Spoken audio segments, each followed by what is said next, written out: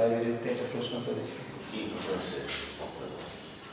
Sir, একটা চুম্বককে ভাঙলে দেখা যায় ভাঙা অংশ দুইটি পারস্পরকে বিকর্ষণ করে, তার মানে দুইটির বিপরীত মেরু। কিন্তু এই বিপরীত মেরু আবার ভাঙার পূর্বে একত্রে কিভাবে জোড়া লেগেছিল? মূর্খ মানব প্রশ্ন করছে। মানুষ উত্তর দিয়ে দিলাম।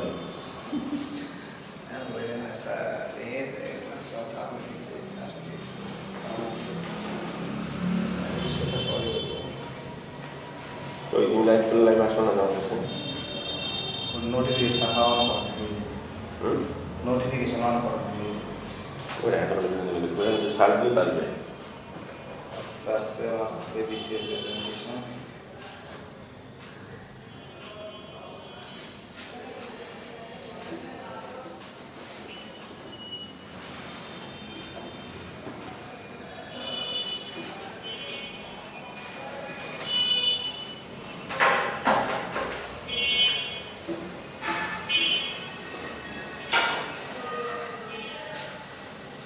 ঠিক আছে।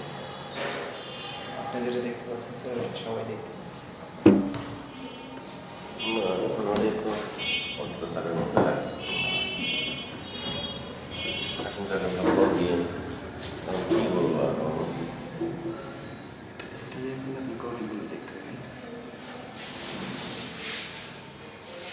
আসসালামু আলাইকুম। ওয়ালাইকুম আসসালাম রহমতুল্লাহ। আইডিগুলো ওইরকম রাখো কেন তোমরা? কি সমস্ত নাম মূর্খ মানব রাখছো কি জন্য? হ্যাঁ, তুমি একটা শিক্ষিত মানুষ, তুমি কি নাম রাখছো মূর্খ মানব? হ্যাঁ, ওই সমস্ত নাম রাখছো কেন? ভালো নাম রাখবা। ওয়ালাইকুম আসসালাম ফজিলতুন্নেসা। এটা তোর না আসার কথা ছিল রে। ওয়ালাইকুম আসসালাম। কাছাকাছি থাকলে এসে দেখা করে যাস।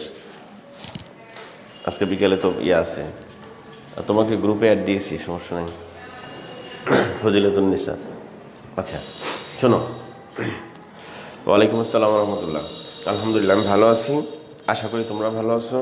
হ্যাঁ, তো আমাদের আজকে সিকোয়েন্সলি যাব আমরা। গতদিন ছিল হচ্ছে কী পড়লাম আমরা? মেজারমেন্ট, হ্যাঁ, কোয়ান্টিটি শেষ করছি, তারপরে সাউন্ড ম্যাগনেট শেষ করলাম, তারপরে আজকে আমরা পড়বো হচ্ছে ইনশাআল্লাহ লাইট, আলো নিয়ে একটু পড়াশোনা করব, আর বাকিটা দেখাই দেবো কী কী তুমি পড়বা। যেহেতু ইমার্জেন্সি মুহূর্ত, মানে অনলি ফর 41 41 বিসিএস তোমার 19 তারিখে পরীক্ষা, সেই অ্যাসপেক্টসে ক্লাসগুলো নেওয়া হচ্ছে। চলো, তো কী জন্য প্রশ্ন করছো আমারে? আলহামদুলিল্লাহ ভালো আছি ভাই। ভালো আছি। আচ্ছা, মারিয়ে দিয়া, হ্যাঁ ভালো আছি ভাই। তো এখানে আজকে আমাদের প্রথমে প্রশ্ন করেছো তুমি মূর্খ মানব আইডিতে প্রশ্ন করেছো যে স্যার মতিউর রহমান কি প্রশ্ন করেছো? মতিউর তুমি মিস করো বেটা। তুমি কি ওই মতিউর, রাজশাহী কলেজের মতিউর, ফিজিক্সের মতিউর হলে তুমি আমাকে ফোন দাও না কেন? ফোন দিয়ে যোগাযোগ করিও। আচ্ছা, আর শোনো, মূর্খ মানব আইডি থেকে আমাকে প্রশ্ন করেছো স্যার একটা চুম্বক একসাথে ছিল, ভাঙলাম, সাথে সাথে দুই টুকরো হয়ে গেলে এটা চুম্বকের ধর্ম। এটা চুম্বকের ধর্ম, সাথে সাথে উত্তর মেরু দক্ষিণ মেরু হয়ে যায়। বুঝতেছো? একটা কমন সেন্স খেয়াল করো। এখানে এরকম দেখো, এটাতে একটা সাউন্ড ছিল, সরি ম্যাগনেট ছিল, ধরো নর্থ, এটা সাউথ। বুঝতেছো? একটু খেয়াল করো ইফেক্টটা কিভাবে থাকবে। তুমি আমার ক্লাস করতেছো, স্বাভাবিকভাবে আমার ইফেক্টটা তোমার উপরে পড়বে, ঠিক না?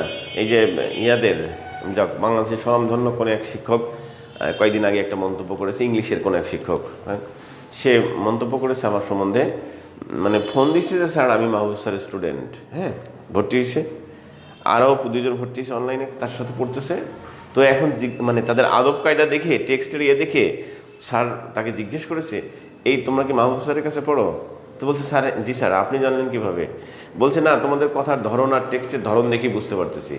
পরে স্যার ক্লাসে অ্যানাউন্সমেন্ট করেছে ওই স্যার যে মাহবুব স্যারের স্টুডেন্ট হলে বোঝা যায় এরা মাহবুব স্যারের কাছে পড়ছে, কারণ তার সালামের স্টাইলটা আলাদা থাকে, তার কথার স্টাইলটা আলাদা থাকে, টেক্সটের ধরনটা আলাদা থাকে, অ্যাটিটিউডগুলো আলাদা থাকে। হ্যাঁ, বোঝা যায় যে সে আমার কাছে পড়ছে কোনো এক সময়। কারণ বিষয়টা হচ্ছে যে একটু আলাদা ইফেক্ট থাকবেই, কারণ আমি ক্লাসে মানে সবচেয়ে বেশি হাসি, বেশি গল্প করি, বেশি দুষ্টমি করার চেষ্টা মানে করি আর কি, যদিও দুষ্টমি না এগুলো, বাট বডি ল্যাঙ্গুয়েজ এরকম মনে হয়। বাট আনফর্চুনেটলি আমার ক্লাস থেকে আজ পর্যন্ত কোনো বেয়াদব তৈরি হয় নাই, সবগুলো আদব শিখে গেছে। বরং যে ছেলেটা অবাধ্য, যে মেয়েটা অবাধ্য, সে যাওয়ার সময় পায়ে সালাম করে গেছে ডায়াসের মধ্যেই। কারণ কি জানো, যে প্রত্যেকটা জিনিসের একটা ইফেক্ট থাকবে, প্রভাব থাকবে তোমার লাইফে। হ্যাঁ, তুমি যদি আতরের দোকানের কাজ দিয়ে যাও, আতর গায়ে না লাগালেও একটা সেন্ট বাড়াবে। আর ওই নোংরা রাস্তা দিয়ে যাও, ময়লা রাস্তা দিয়ে যাও, তোমার গায়ে কিন্তু একটা দুর্গন্ধ সৃষ্টি হবে, যে কিছুক্ষণ আগে তুমি ডাস্টবিনে কাজ দিয়ে আসছো।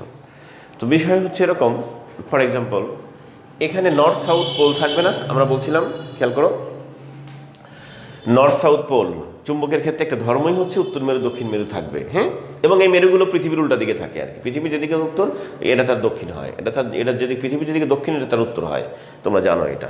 তো যাই হোক, এখন নর্থ সাউথ আছে, দেখো এই পাশে নর্থ আছে, এই পাশে সাউথ আছে।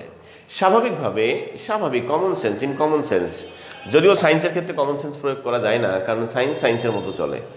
এখানে যদি আমি পার্টিশন দিয়ে দিই, ভেঙে ফেলি, দুই টুকরা করে ফেলি, তোমার কথা আমাদের মূর্খ মানব আইডি থেকে যে কোশ্চেন করেছিল তোমাকে বলছি আমি, বা সাথে সাথে সব ভাই বোনকে বলছি, আমি যখন এরকম দুই টুকরো করে ফেলবো স্বাভাবিকভাবে, হ্যাঁ একদম কমন সেন্স, দেখো খেয়াল করো খুব ভালো করে।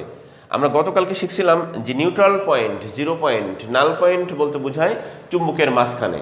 কথার কথা, আমি মাঝখান দিয়ে ভেঙে ফেলছি, তাহলে এখানে আমার কোনো ইফেক্ট নাই, জিরো ইফেক্ট। সো এই পাশে কিন্তু কমপ্লিটলি ইফেক্ট আসছে কি, নর্থ পোল, উত্তর মেরু। এখন আমি যদি এটা ভেঙে ফেলি, সাথে সাথে এটা কি হয়ে যাবে, কমন সেন্স অ্যাপ্লাই করো, চুম্বকের দুইটা বিপরীত এই মেরুতে তো আসেই কমপ্লিটলি, এখানে উত্তর মেরু আছে, এখানে দক্ষিণ মেরু আছে, বাট আনফর্চুনেটলি এখানে কিছুই নাই, জিরো বিন্দু থাকবে। তাহলে জিরো বিন্দু যদি থাকে, এখানে যদি জিরো বিন্দু হয়, আমি যখন জিরো বিন্দুতে ভেঙে ফেলবো, সাথে সাথে চুম্বকের ধর্ম হচ্ছে, প্রপার্টি হচ্ছে, এক জায়গায় যে আকর্ষণ থাকলে আরেক জায়গায় বিকর্ষণ থাকবে। হ্যাঁ, মানে চার্জে যেমন পজিটিভ থাকলে অবশ্যই উল্টা পাশের সাথে সাথে নেগেটিভ হইতে হবে, that is the property of charge. হ্যাঁ, বা পার্টিকেল, আমরা যেটা বলে থাকি, এক জায়গায় যখন পজিটিভ হয়, কমন সেন্স ধরে রাখতে হবে তোমাকে, অন্য জায়গায় অবশ্যই নেগেটিভ আছে, হয়ে যাবে, অটোমেটিক হয়ে যাবে, এটা চার্জের বৈশিষ্ট্য, এটা হতে বাধ্য। এখন আমি যখনই এটা ভেঙে ফেললাম, টুকরা করে ফেললাম, সাথে সাথে এই জায়গাটা কি হয়ে গেল, জিরো পয়েন্ট হয়ে গেল না, মানে জিরো পয়েন্টই ছিল, আমি ভেঙে ফেলছি। ভাঙার সাথে সাথে তখন তার ধর্ম এখান থেকে দ্রুত স্থানান্তরিত হবে। এটা যদি নর্থ পোল হয়, এটা অটোমেটিক সাউথ পোল হতে বাধ্য, হতেই হবে। সিমিলারলি এটা বস্তুর একটা ধর্ম। এরপরে এখানে যখন ভেঙে ফেলছি, তাই না, এই পাশে সাউথ পোল কমপ্লিটলি কাজ করতেছে, এখানে কিছুই নাই, জিরো পয়েন্টে ভাঙছি, তাহলে ভাঙার সাথে সাথে এখানে নর্থ পোল, বিপরীতটা সৃষ্টি হয়ে যাবে, এর বিপরীতটা এখানে সৃষ্টি হবে, এর বিপরীতটা এখানে সৃষ্টি হবে, তাহলে দুই টুকরো হয়ে গেল। এই জন্য দুটো পরস্পরকে বিকর্ষণ করে, কথা বোঝা নাই? ভাঙার সাথে সাথে এখানে হয়ে যাবে সাউথ, এখানে হয়ে যাবে নর্থ, তার মানে চুম্বকটা হয়ে গেল এখানে এরকম হয়ে উল্টাপাল্টা শুরু হয়ে গেল, কথা বুঝতেছো? আচ্ছা, আর সবসময় কিন্তু এটা বিকর্ষণ করে না, সবসময় কিন্তু এটা বিকর্ষণ করে না, কখনো কখনো এটা আকর্ষণ করে, সবসময় এটা করে না, এই ধর্ম বিদ্যমান থাকে না।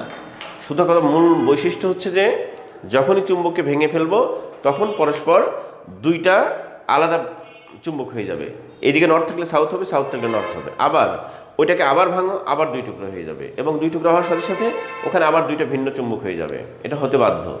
আর যিনি হচ্ছে আমাদের, ওয়ালাইকুম সালাম, কথা বলেন, হ্যাঁ, যে মূর্খ মানব আইডি থেকে আমাকে প্রশ্ন করেছো, তুমি আমাকে ক্লাসের পরে ফোন দিবা, আমি বুঝাই দিচ্ছি তোমাকে আবার। হ্যাঁ, ক্লাসটা শুরু করি। মূর্খ মানব যে আইডি থেকে আমাকে প্রশ্ন করেছো, হ্যাঁ, তুমি আমাকে ক্লাসের সাথে সাথেই, ক্লাস শেষ করার সাথে সাথেই আমাকে ফোন দিও, আমি বুঝাই দেবো, ডিটেলস বুঝাই দিব, বা মেসেঞ্জারে আমি ছবিগুলো পাঠিয়ে দেবো, সমস্যা নেই। আর তুমি কাছাকাছি থাকলে আমাকে,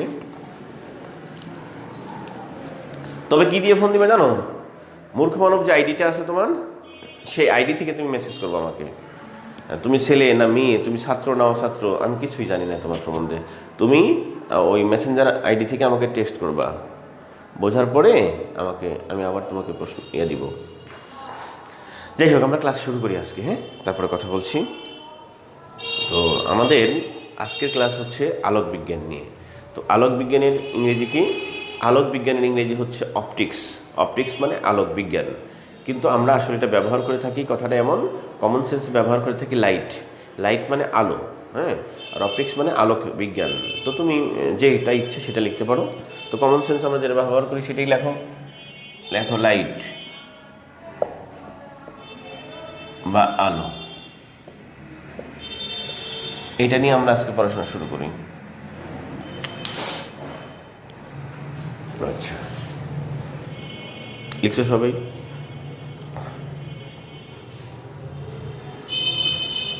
তুমি বুঝলেও আমাকে ফোন দিবা, মুরগি মানব আইডিতে তুমি বুঝলেও আমাকে ফোন দিবা ভাই, কথা আছে তোমার সাথে আমার। মেসেঞ্জার আইডি থেকে টেস্ট করবা, তারপরে তুমি আমাকে ফোন দিবা যে স্যার আমি কথা বলবো তোমার সাথে।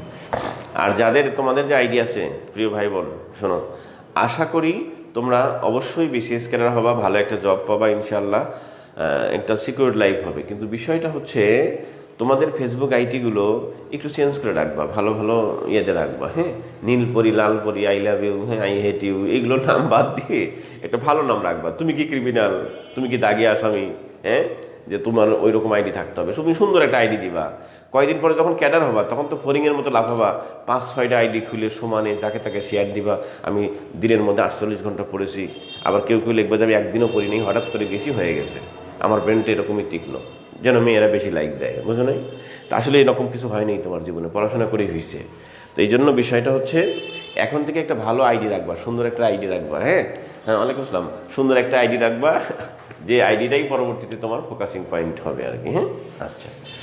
তো আলোক বিজ্ঞান নিয়ে আমরা পড়তেছি, দেখো ভাই প্লিজ। আলোটা কি আমরা গতদিনে বলেছিলাম, বিজ্ঞান হচ্ছে এনার্জি নিয়ে কথা বলে, ঠিক তো? তো এই এনার্জিগুলো, সবগুলো এনার্জি আমাদের মস্তিষ্কে এসে আঘাত করে, সেন্সেশন জন্মায়। তো এই যে মস্তিষ্ক আসতেছে এখন, আজকে আমরা কিন্তু অন্য সেন্সে ক্লাসগুলো নিব, শোনো। তো মস্তিষ্কটা কি জিনিস সবাই একটু খেয়াল করো। মস্তিষ্ক হচ্ছে আমাদের যে নার্ভাস সিস্টেম আছে, স্নায়ুতন্ত্র আছে, সেই স্নায়ুতন্ত্রের মধ্যে 6 অর্গান, 6টা অঙ্গ আছে, যাদেরকে একসাথে আমরা বলে থাকি স্নায়ুতন্ত্র। তাদের মধ্যে প্রথম এবং প্রধান যেটা, সেটার নাম হচ্ছে সিপিইউ, যেটা কম্পিউটারের সাথে তুলনা করি, মস্তিষ্ক, ব্রেইন। আর আদার্স যে 5 অর্গান আছে, সেগুলোকে আমাদের সম্মানিত শিক্ষকবৃন্দ, পিতামাতা ছোটবেলায় শিখিয়ে রাখছেন, পঞ্চ ইন্দ্রিয় বলা হয়। কি বলা হয় বলো? পঞ্চ ইন্দ্রিয়, মানে 5টা ইন্দ্রিয়। সেগুলো কি কি? চোখ, কান, সবাই আমার সাথে বলিও, যে যেখানে আছে সেখান থেকে বলিও।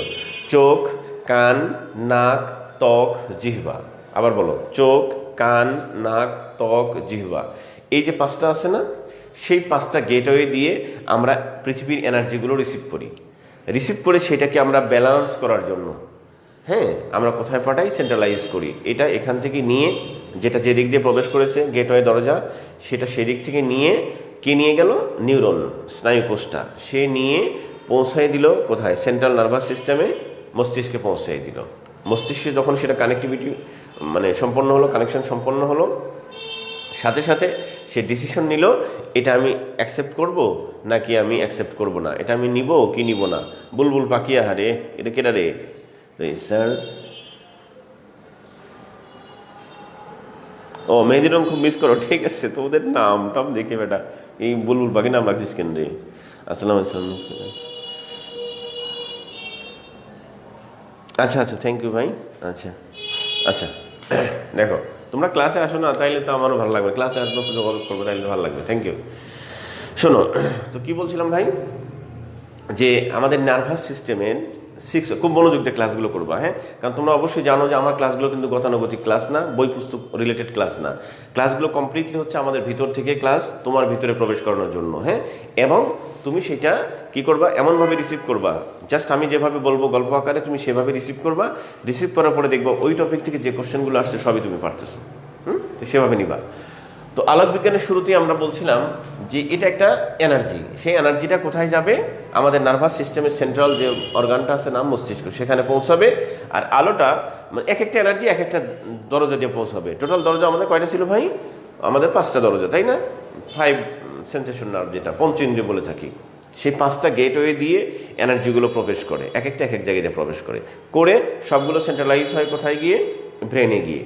তাহলে কালকে যেমন আমরা পড়েছিলাম সাউন্ড সিস্টেম, তো সাউন্ডে আমরা পড়েছিলাম যে এটা কোথা দিয়ে প্রবেশ করে? হিয়ারিং সিস্টেম কি? কান, কান দিয়ে প্রবেশ করে কোথায় গেল ভাই? মস্তিষ্কে গেল। আজকে আমরা কি পড়তেছি? লাইট। অবভিয়াসলি লাইটটা তো কান দিয়ে যাবে না, ত্বক দিয়েও যাবে না, কোথা দিয়ে যাবে? লাইট সিগন্যালটা কনভার্ট করার জন্য যেই দরজাটা আল্লাহ তাআলা সৃষ্টি করে রেখেছেন তাকে বলা হয় রেটিনা। সেটা অবস্থান করে ঠ্যাঙে না হাতে? রেটিনা ঠ্যাঙেও থাকে না, হাতেও থাকে না, কোথায় থাকে? চোখে। দ্যাট ইজ ওয়াই আলো শুধু কাজ করতে পারে রেটিনায়, এই জন্য চোখে এটা কাজ করবে। আলো তো আমার গায়ে লাগতেছে এই মুহূর্তে, দেখো লাইটটা সব জায়গায় লাগছে, বাট আনফর্চুনেটলি আমি লাইটটা রিসিভ করতেছি বা যাচ্ছে কোথা থেকে? কাজটা করতেছে কে? রেটিনা কাজটা করতেছে। তাহলে এই রেটিনার সাথে লাইট সিগন্যালের সম্পর্ক আদান প্রদান হয়, আর এটা আবার এখান থেকে নিউরন আছে, নিউরনটা নিয়ে মস্তিষ্কে চলে যাচ্ছে। বাস, এখন আমরা সেই আলোক বিজ্ঞান পড়তেছি যা আমাদের চোখের সাথে রেটিনার সাথে সম্পর্ক, এবং রেটিনা আবার নিউরনের সাথে দিয়ে এটা মস্তিষ্ক পর্যন্ত পৌঁছে যাবে। তারপর আমরা সিদ্ধান্ত নিব যে এই ইমেজটা ভালো না খারাপ। যদি ইমেজটা ভালো হয় আমি ফেল করে তাকাই থাকবো, তুমি ফেল করে তাকিয়েই থাকবা। আর যদি ইমেজটা খুব নেগলিজিবল হয় বা বাজে হয়, তাহলে আমরা চোখটা ওখান থেকে কুচকায় সরাই নিব। এইটা হচ্ছে আলো। এই আলোটা পড়তে গিয়ে কতগুলো বৈশিষ্ট্য হয়েছে, কতগুলো জিনিস হবে, কখনো আমরা ভালো দেখতে পাবো, কখনো ভালো দেখতে পাবো না, কখনো কিছু সমস্যা হবে, এগুলো নিয়ে বিজ্ঞানীদের বিভিন্ন অপিনিয়ন্স থাকবে, সেগুলো আমরা নোট করব। বিভিন্ন থিওরি থাকবে, বিভিন্ন তাদের কমেন্ট থাকবে, ক্রিটিসিজম থাকবে, সেগুলি আমাদের পরীক্ষায় আসছে। সো এটা হচ্ছে আলো। এখন আমরা লেখাপড়া শুরু করি আগে। হ্যাঁ, পয়েন্ট নাম্বার 1 সবাই লিখতে থাকো প্লিজ। 1 নম্বর পয়েন্টে লিখো, আমরা প্রাথমিক ডিসকাশন করতেছি আর কি। হ্যাঁ, 1 নম্বর পয়েন্টে লেখো, আলো এক প্রকার শক্তি, একদম শুরুর পয়েন্ট। আলো এক প্রকার শক্তি যা আমাদের চোখে বা মস্তিষ্কে প্রবেশ করে। আলো এক প্রকার শক্তি যা আমাদের চোখে বা মস্তিষ্কে প্রবেশ করে। আলো এক প্রকার শক্তি যা আমাদের চোখে বা মস্তিষ্কে প্রবেশ করে, মানে চোখে গেলেই তো মস্তিষ্কে, সেইভাবে বলতেছে আর কি। চোখে বা মস্তিষ্কে প্রবেশ করে দর্শনের অনুভূতি জন্মায়, দর্শন দেখার অনুভূতি জন্মায়। চোখে বা মস্তিষ্কে প্রবেশ করে দর্শনের অনুভূতি জন্মায়। চোখে বা মস্তিষ্কে প্রবেশ করে দর্শনের অনুভূতি জন্মায়। লিখছো? আচ্ছা, পয়েন্ট নাম্বার 2, 2 নম্বর পয়েন্টে লেখো, আলো আমাদের চোখে বা মস্তিষ্কে, আলো আমাদের চোখে বা মস্তিষ্কে 0.1 সেকেন্ড বা 1/10 সেকেন্ড সময় স্থায়িত্ব লাভ করে। আলো আমাদের চোখে বা মস্তিষ্কে 0.1 সেকেন্ড বা 1.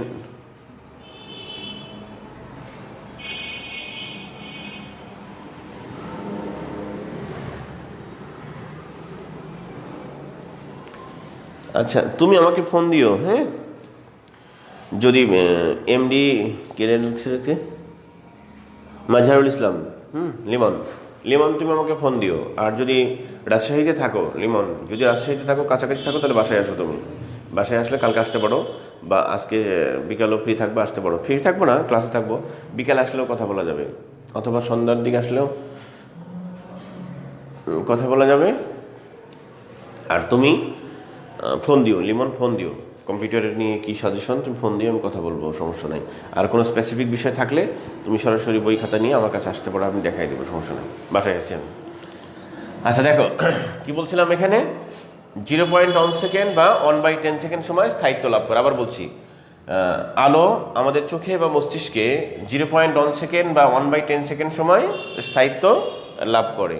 ওই যে কালকে সাউন্ড যেভাবে লিখছিলাম ঠিক সেভাবেই কথাটা লিখলাম, এতক্ষণ স্থায়িত্ব লাভ করে। আচ্ছা, লিখছো? এই পয়েন্টের উপরে 3টা তারা চিহ্ন দাও, ট্রিপল স্টার দাও। এই পয়েন্টের উপরে 3টা তারা চিহ্ন দাও, ট্রিপল স্টার দাও। এখন একটু বুঝাই দিই, দেখো কালকে আমি এই পয়েন্টটা নিয়ে কথা বলি নাই, আজকে আমরা একটু কথা বলছি। হ্যাঁ, আজকে বেশ কয়টা কথা বলবো। দেখো, সেটা হচ্ছে 0.1 সেকেন্ড বা 1/10 সেকেন্ড সময়, যেটা এটা নিয়ে কালকে আমরা বলছিলাম। এখান থেকে 12 থেকে 13টা কোশ্চেন হয়েছে, তাই না? ডিরেক্টলি ধরলে 12টা কোশ্চেন, ইনডিরেক্টলি ধরলে একটা বেশি হয়, 13টা কোশ্চেন হয়। তো 13টা কোশ্চেন এমন পয়েন্ট থেকে ছিল, সবাই একটু মনোযোগ দিও প্লিজ। হ্যাঁ, ওয়ালাইকুম আসসালাম। কে? শিহাব, হ্যাঁ ওয়ালাইকুম আসসালাম ভাই। দেখো, আমরা যা বলছিলাম যে 12 বা 13টা কোশ্চেন, খেয়াল করো এই কোশ্চেনগুলো কেমন করে আসছে। যেভাবেই আসুক, খুব মনোযোগ দিবা প্লিজ, যেভাবেই আসুক প্রশ্নগুলো আনসার ছিল এইটা, আনসার ছিল হচ্ছে 0.1 সেকেন্ড। কোশ্চেনটা যেভাবে আসো, যেমন আমি তোমাকে ক্লাস ডেলিভার দিচ্ছি, তোমার সাথে আমার একটা কি ইনোসেন্ট রিলেশন। এখন এই রিলেশনের ধরন বিভিন্ন রকম হইতে পারে। তুমি আমার সাথে ক্লাস করতেছো, আমার হঠাৎ করে মনে হচ্ছে তুমি ক্লাস অমনোযোগী, আমি একটা ধমক দিলাম। এটার মানে কিন্তু আমি তোমাকে কষ্ট দিচ্ছি না, এটাও তোমার প্রতি আমার একটা ভালোবাসা। আবার কেউ খুব মনোযোগ দিয়ে ক্লাস করতেছো, তাকে ইমপ্রেস করার জন্য একটা হাসির কথা বললাম, এটাও আমার একটা ভালোবাসা। সেম ভালোবাসা, দুইটা কিন্তু সেম, কিন্তু আমার পয়েন্ট অফ ভিউ ভিন্ন। কথা বুঝতেছো? কারণ ওকে কনসাস করা, ওকে এনকারেজ করা। আর তোমাকে ধমক দিচ্ছে মানে তোমাকে ডিসকারেজ করতেছি না, বেসিক্যালি তোমাকেও এনকারেজ করতেছি। বোঝা যাচ্ছে? সো আমি তোমার এখানে যারা অডিয়েন্সে আসো, আমি কাউকে ধমক দেই, কাউকে প্রশংসা করতেছি, কাউকে আবার একটু বেশি ধমক দেই, উদ্দেশ্য সবাইকে এনকারেজ করা, ডিসকারেজ কাউকে করা না। অ্যাজ লাইক দিস, এখানে কোশ্চেনটা যে পয়েন্ট থেকে আসুক, অ্যাপ্রোচটা যে পয়েন্ট থেকেই হোক, উদ্দেশ্য কিন্তু একটাই, 0.1 সেকেন্ডকে বোঝানো। তাহলে এখন আমাকে বুঝতে হবে 0.1 সেকেন্ড এই ফিনোমিনাটা, এই ঘটনাটা আমাদের হিউম্যান বিংস বডির ক্ষেত্রে কতটা ইম্পর্টেন্ট এবং কোথায় কোথায় ঘটে থাকে। হ্যাঁ, আমি তোমাদের ক্লাসে এর আগে মনে হয় বলেছিলাম সেটা। কি কমেন্ট করেছো? আমার নাম্বারটা দিব, কালকে দিয়েছিলাম তো। আচ্ছা, আবার দিব।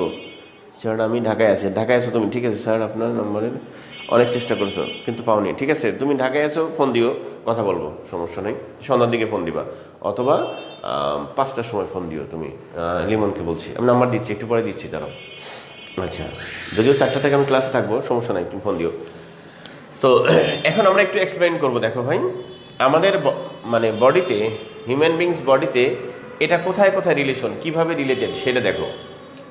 কিছুক্ষণ আগে বললাম স্নায়ুতন্ত্র, খুব মনোযোগ দিয়ে শোনো কিন্তু ক্লাসগুলো। হ্যাঁ, আমার একটা আলোক বিজ্ঞানের ক্লাস, এটা তোমার ইলেকট্রনিক্সের মধ্যে লাগবে, এটা তোমার ইন্টারন্যাশনাল অ্যাফেয়ার্সের মধ্যে লাগবে, এটা তোমার বাংলাদেশ অ্যাফেয়ার্সের মধ্যে লাগবে, এটা তোমার মেন্টাল অ্যাবিলিটির মধ্যে লাগবে, এটা তোমার বিজ্ঞানের মধ্যে লাগবে, এটা তোমার সব জায়গায় লাগবে। হ্যাঁ, তো ক্লাসটা তুমি একটু বেসিক্যালি শোনো। কি বলছিলাম আমি? সবাই 0.1 সেকেন্ড, এই 0.1 সেকেন্ড ঘটনাটা সরাসরি মনে রাখবা আমাদের স্নায়ুতন্ত্রের সাথে রিলেটেড। তাহলে আমরা একে লোকেট করি কি, দেখো তো ভাই, স্নায়ুতন্ত্র। মনোযোগ দাও, এর সাথে সংশ্লিষ্ট হচ্ছে স্নায়ুতন্ত্র। আচ্ছা, এই স্নায়ুতন্ত্র, স্নায়ুতন্ত্র কি জিনিস? মানবদেহের যে অর্গানটা কিসের সাথে গঠিত? স্নায়ুকোষ দ্বারা গঠিত, তাই না? স্নায়ুকোষ দ্বারা গঠিত। স্নায়ুকোষের বেসিক ফাংশন কি দেখো তো ভাই? স্নায়ুকোষের কার্যকরী এককের নাম কি? আমরা জানি, তোমরা জানো যে স্নায়ুকোষের কার্যকরী এককের নাম হচ্ছে নিউরন। হ্যাঁ, নিউরন এটা কোষ না, স্নায়ুকোষ। স্নায়ুকোষের কার্যকরী এককের নাম হচ্ছে নিউরন। যেমন আমাদের পার্টের নাম হচ্ছে কি, লিভার। এখানে একটা যন্ত্র আছে লিভার, মানবদেহের সবচেয়ে গুরুত্বপূর্ণ অঙ্গ লিভার। লিভারের কার্যকরী এককের নাম হচ্ছে হেপাটোসাইট। সেই জন্য যদি কখনো ওখানে কোনো ডিজিজ হয়, ইনফেকশন হয়, তখন তাকে বলি কি, লিভার ক্যান্সার, অথবা বলে থাকি হেপাটাইটিস। বুঝতে যাচ্ছে? As like this. তাহলে এখানে স্নায়ুতন্ত্র নামকরণ হয়েছে স্নায়ুকোষের কারণে, আর স্নায়ুকোষের কার্যকরী একক ইউনিট যেটা, সেইটাকে আমরা বলি হচ্ছে নিউরন। কি বলে থাকি? নিউরন। আচ্ছা, একটু এটা এইদিকে থাকুক, এবার এই পাশে আসো। স্নায়ুতন্ত্র বেসিক্যালি কয়টা অঙ্গ নিয়ে? এটা একটা তন্ত্র তো। হ্যাঁ, দেখো, থ্যাংক ইউ লিমন। এটা তো একটা তন্ত্র, মানে একটা অর্গানের সমষ্টি। তাহলে স্নায়ুতন্ত্র বলতে আসলে এখানে সেপারেটলি কয়টা অর্গান আছে সেটা একটু বোঝো। কয়টা অর্গান আছে? আমরা কিছুক্ষণ আগে বললাম স্নায়ুতন্ত্র মিনস 6 অর্গানস। হ্যাঁ, 6টা অর্গান আছে এখানে। সেই 6টা অর্গানগুলো কি কি, তার মধ্যে একটু আমরা আলাদা ক্লাসিফাই করি। দেখো, এর মধ্যে 5টা যেটা মূল, হ্যাঁ, একটা হচ্ছে সবকিছু নিয়ন্ত্রণ করে, তাকে আমরা বলেছি কি, সিপিইউ, মনে রাখার জন্য, কম্পিউটারের সাথে তুলনা করেছি। আর বায়োলজির সাথে তুলনা করলে তাকে আমরা বলে থাকি বডির সাথে মস্তিষ্ক। একটু খেয়াল করো, মস্তিষ্ক। আর তাহলে থাকলো কয়টা? আর 5টা থাকলো না? পঞ্চ ইন্দ্রিয় যেটা বলে থাকি আমরা, সেটা হচ্ছে পঞ্চ ইন্দ্রিয়। দেখো, আমরা এটা হাইলাইট করি, এটা পঞ্চ ইন্দ্রিয়। আচ্ছা, এই পঞ্চ ইন্দ্রিয়র মধ্যে যা যা আছে, কিছুক্ষণ আগে প্র্যাকটিস করলাম, চোখ, কান, নাক, কি কি সব বললাম সেইগুলো। তাহলে এখানে আছে হচ্ছে আমাদের, দেখো, চোখ, কান, ত্বক, নাক, জিহ্বা, জিহ্বা, কমন 5 অর্গানস। একটু খেয়াল করিও সবাই। আর এইখানে গিয়ে যেটা মস্তিষ্ক, হ্যাঁ, সেন্ট্রাল সিপিইউ এখানে, তাহলে আমরা দেখতে পাচ্ছি এই যে 6টা অঙ্গ, এদেরকে নিয়ে আমরা নাম দিয়েছি স্নায়ুতন্ত্র। স্নায়ুতন্ত্র নামকরণ করা হয়েছে স্নায়ুকোষের কারণে। স্নায়ুকোষের মধ্যে আছে নিউরন। তার মানে আমরা ইন জেনারেল, হ্যাঁ, আমরা সাধারণভাবে বলতে পারি, লাউডলি স্পিকিং, স্পষ্ট করে বলতে পারি, আমরা ক্লিয়ারলি বলতে পারি আমরা যে এই 6টা অঙ্গের মধ্যে প্রত্যেকের গাঠনিক স্ট্রাকচার, মানে যে গঠনটা, কম্পোজিশনটা, সেখানে মেইন ফিনোমিনাটা হচ্ছে, মেইন যে পার্টটা হচ্ছে সেটা হচ্ছে নিউরন এককটা। তার মানে এদের সবার মধ্যেই স্নায়ুকোষ আছে, আর এই স্নায়ুকোষটা কি নিউরন। সুতরাং এদের সবার মধ্যেই হচ্ছে নিউরন আছে। আর নিউরনের বৈশিষ্ট্য তো একরকমই হবে। হ্যাঁ মাহবুব স্যার, আমি ওই তোমার এখানে ক্লাস নেই, অথবা সহশাখায় সরাসরি আমি ডায়াসে দাঁড়িয়ে ক্লাস নেই, অথবা আমি ক্যাম্পাসে যেখানে ক্লাস নেই কেন, আমি তো আমিই থাকবো, তাই না? এটা তো কপি পেস্ট করা সম্ভব না। তুমি যতই কপি পেস্ট করো, কিন্তু আমাকে তো আর কপি পেস্ট করা যাবে না। হ্যাঁ, তো ঠিক তদ্রূপভাবে এটা আমরা যেটাই আলাদা করি না কেন, কিন্তু বেসিক কিন্তু নিউরন।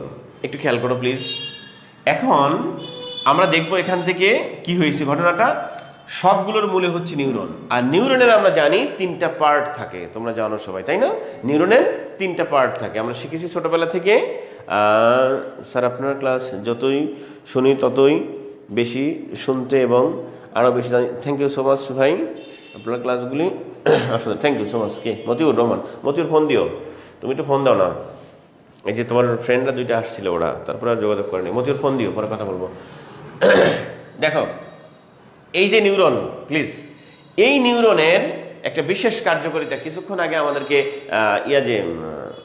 এটাকে মূর্খমানব আইডি থেকে যে ভাই বা বোন কে জানি না, তুমি যে প্রশ্ন করেছিলে আমাকে, যে চুম্বক ভাঙলে কেন 2টা চুম্বক হয়ে যায়। একটা চুম্বক ভাঙার সাথে সাথে 2টা হয়, ধর্মের কারণে আর কি, বস্তুর ধর্মের কারণে।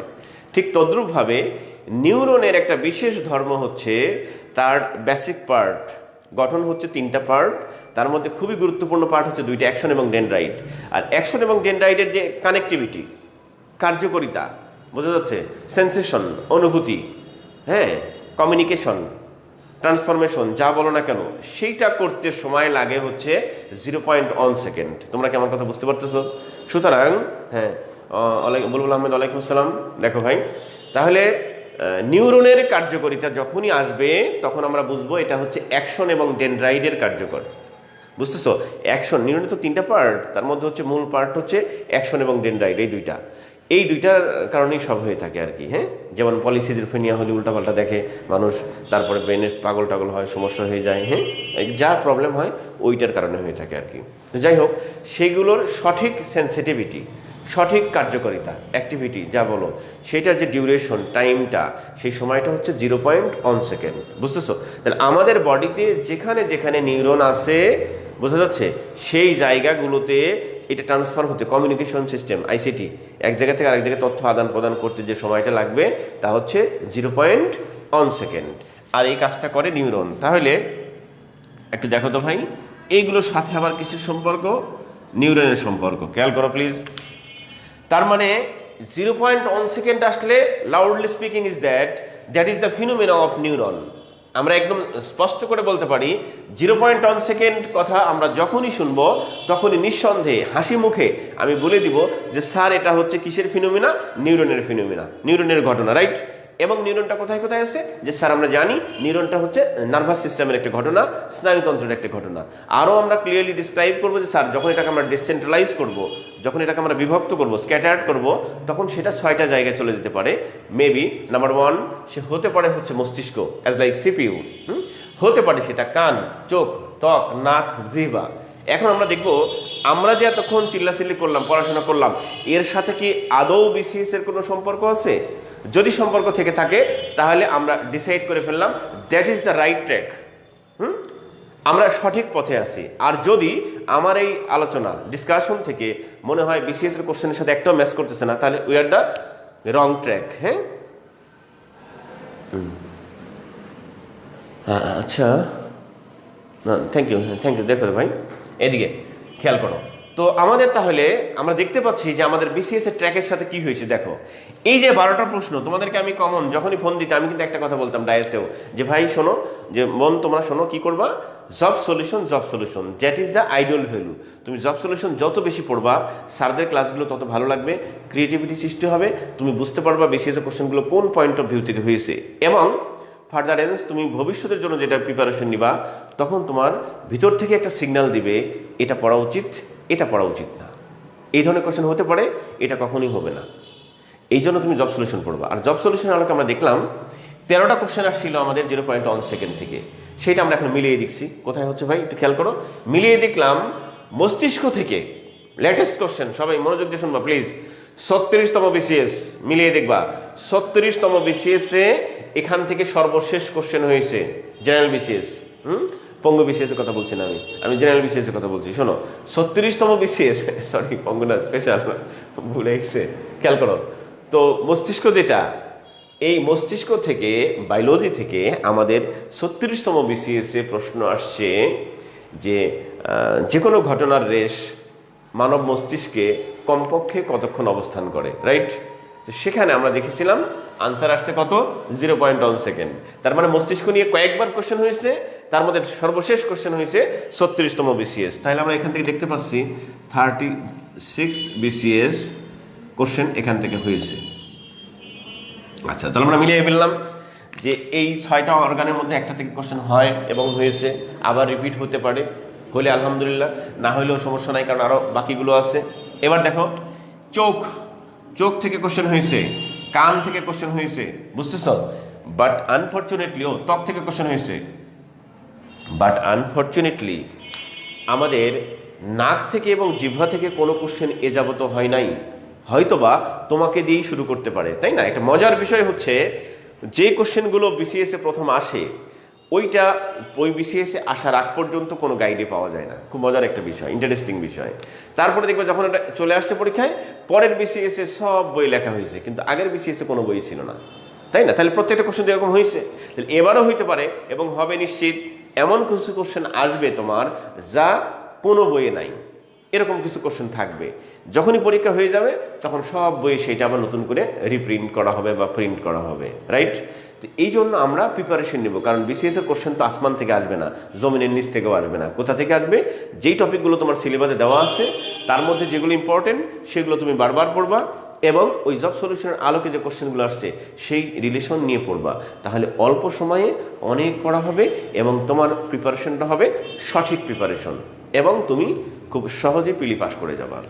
আমি বলছিলাম না তোমাদের ক্লাসে সরাসরি যে সবাই প্রিপারেশন নেয় 200 নম্বরের, আমরা প্রিপারেশন নেই 160 নম্বরের। আমি বলছিলাম না, তোমার মনে আছে না? ওই একটা দিয়ে বলে দিয়েছিলাম, কিন্তু কিছু কিছু কঠিন জিনিস আমরা বাদ দিয়েছিলাম, বাদ দিয়ে সহজ করে বলছিলাম যে সবাই ওই 40 নম্বরের জন্য মাথা খারাপ করে পাগলের মতো ঘুরবে, 1 বছর সময় নষ্ট করবে, আর আমি রিল্যাক্সে এই 160 নম্বর বারবার রিভিশন দিব। 160-এর মধ্যে আমার লাগে 100, 105, কথা বোঝো নাই? আমি কোনো নেগেটিভ মার্কিং ছাড়া 110 এমনি হয়ে যাবে, রিল্যাক্স, বোঝা যাচ্ছে? এইভাবে একটু ট্যাক্টফুলি থাকতে হবে। যেমন নৈতিকতা, মূল্যবোধ ও সুশাসন, এখানে নৈতিকতার কিছুই নাই, পূর্ণ অনৈতিক জিনিস দিয়ে ভরা, বোঝা যাচ্ছে? ওই এমন এমন কোশ্চেন করবে যে কোশ্চেন করেছে তাকে একটু পরে জিজ্ঞেস করলে সে বলতে পারবে না। এই জন্য যেগুলো আনসার্টেনটি সেখানে যাওয়ার দরকার নাই। হ্যাঁ, মেন্টাল অ্যাবিলিটির এমন কিছু কোশ্চেন থাকে যে মাথা খারাপ করে ফেলবে, তোমার কোনো নিয়মের সাথে মিলবে না। হঠাৎ করে দিয়েছে, ওটা করে দেওয়ার পরে তোমার কাছে মনে হবে হে একদম ইজি, কিন্তু না করে দেওয়া পর্যন্ত মাথা ঘেমে যাবে। সেদিন আমার কাছে তুষার একটা কোশ্চেন নিয়ে আসছিল, বুঝলাম? তুষার একটা কোশ্চেন নিয়ে আসছে, কোথায় পাইছে আল্লাহ জানে, এমন একটা কোশ্চেন মানে একদম পুরো, ও তো সারাদিন নাকি ওই মেন্টাল অ্যাবিলিটি কোশ্চেনটা নিয়ে দৌড়দৌড়ি করছে, কিছু বুঝতেছে না। আমার কাছে আসছে, তো আমি 3 মিনিটের মধ্যে করে দিচ্ছি অঙ্কটা। হ্যাঁ, এটা এমনি করছি না তো, এটা এক্সপিরিয়েন্স বলে দিয়েছে আমাকে। জাস্ট 2 মিনিট চিন্তা করেছি, আমারও 3 মিনিট লাগছে। আমি 2 মিনিট চিন্তা করেছি যে এটা এই দিকে যাইতে পারে, এদিকে যায় নাই, তারপর মনে করছি তাহলে অন্য দিকে যাবে, অন্য দিকে করেছে, হয়ে গেছে। তুষার বলছে স্যার আমি সারাদিন চেষ্টা করলাম, পারলেন না। ও কিন্তু অনেক ভালো স্টুডেন্ট, আপনি পারলেন কীভাবে? আমি তখন বললাম যে আমার মধ্যে কোনো ম্যাজিক নাই, পাওয়ারটাই শিখিয়ে দিলাম। ছেলেটা হ্যাভি খুশি, বুঝতেছো?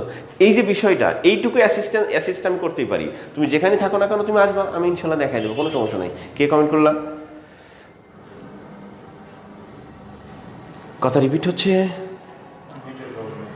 দেখো তোমার মানে নেটে প্রবলেম হচ্ছে। তুমি এক কাজ করো, তুমি হলো জান্নাতুল ফেরদৌস না, তুমি রিকানেক্ট করো ভাই। হ্যাঁ ইলা, তুমি রিকানেক্ট করো, তাহলে ঠিক হয়ে যাবে।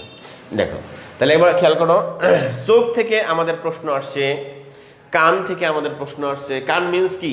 কালকে আমরা শব্দ বিজ্ঞান পড়লাম না, আমাদের প্রশ্ন আসছে কি জানো? শব্দ আমাদের কানে বা মস্তিষ্কে কতক্ষণ অবস্থান করে, প্রতিধ্বনি আমাদের কানে বা মস্তিষ্কে কতক্ষণ অবস্থান করে। তাহলে মানে কান রিলেটেড মানে কি? শব্দ বিজ্ঞান। চোখ রিলেটেড কি? আলোক বিজ্ঞান। অনেকবার প্রশ্ন হয়েছে। ত্বক রিলেটেড কি? ইয়া বিজ্ঞান, বায়োলজি। কি কি আসে নাই এখনো দেখো তো ভাই, একটু খেয়াল করো। আমাদের আসে নাই হলো এই দুইটা আসে নাই, তাই তো? বিষয়টা কি ছিল দেখো, বিষয়টা হচ্ছে আমি যদি তোমাকে এখন প্রশ্ন করি, খুব মনোযোগ দিয়ে শুনবা, আমি যদি তোমাকে এখন প্রশ্ন করি, কি প্রশ্ন করি খেয়াল করো।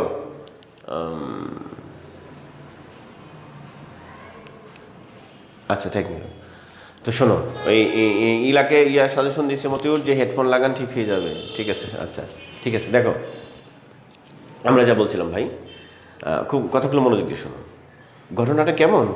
স্নায়ুতন্ত্রের সাথে সংশ্লিষ্ট। তো ধরো আমি তোমাকে প্রশ্ন করলাম, জাস্ট বুঝে নাও, লাস্ট বুঝে নাও। আমি তোমাকে প্রশ্ন করলাম যে কোনো বস্তুর দৃশ্য, কোনো বস্তুর দৃশ্য বা প্রতিচ্ছবি বা কোনো সিগন্যাল, কোনো ইমেজ আমাদের চোখে কমপক্ষে কতক্ষণ সময় অবস্থান করে। কোনো একটা জিনিস দেখলাম, কতক্ষণ অবস্থান করলো? 0.1 সেকেন্ড। হ্যাঁ,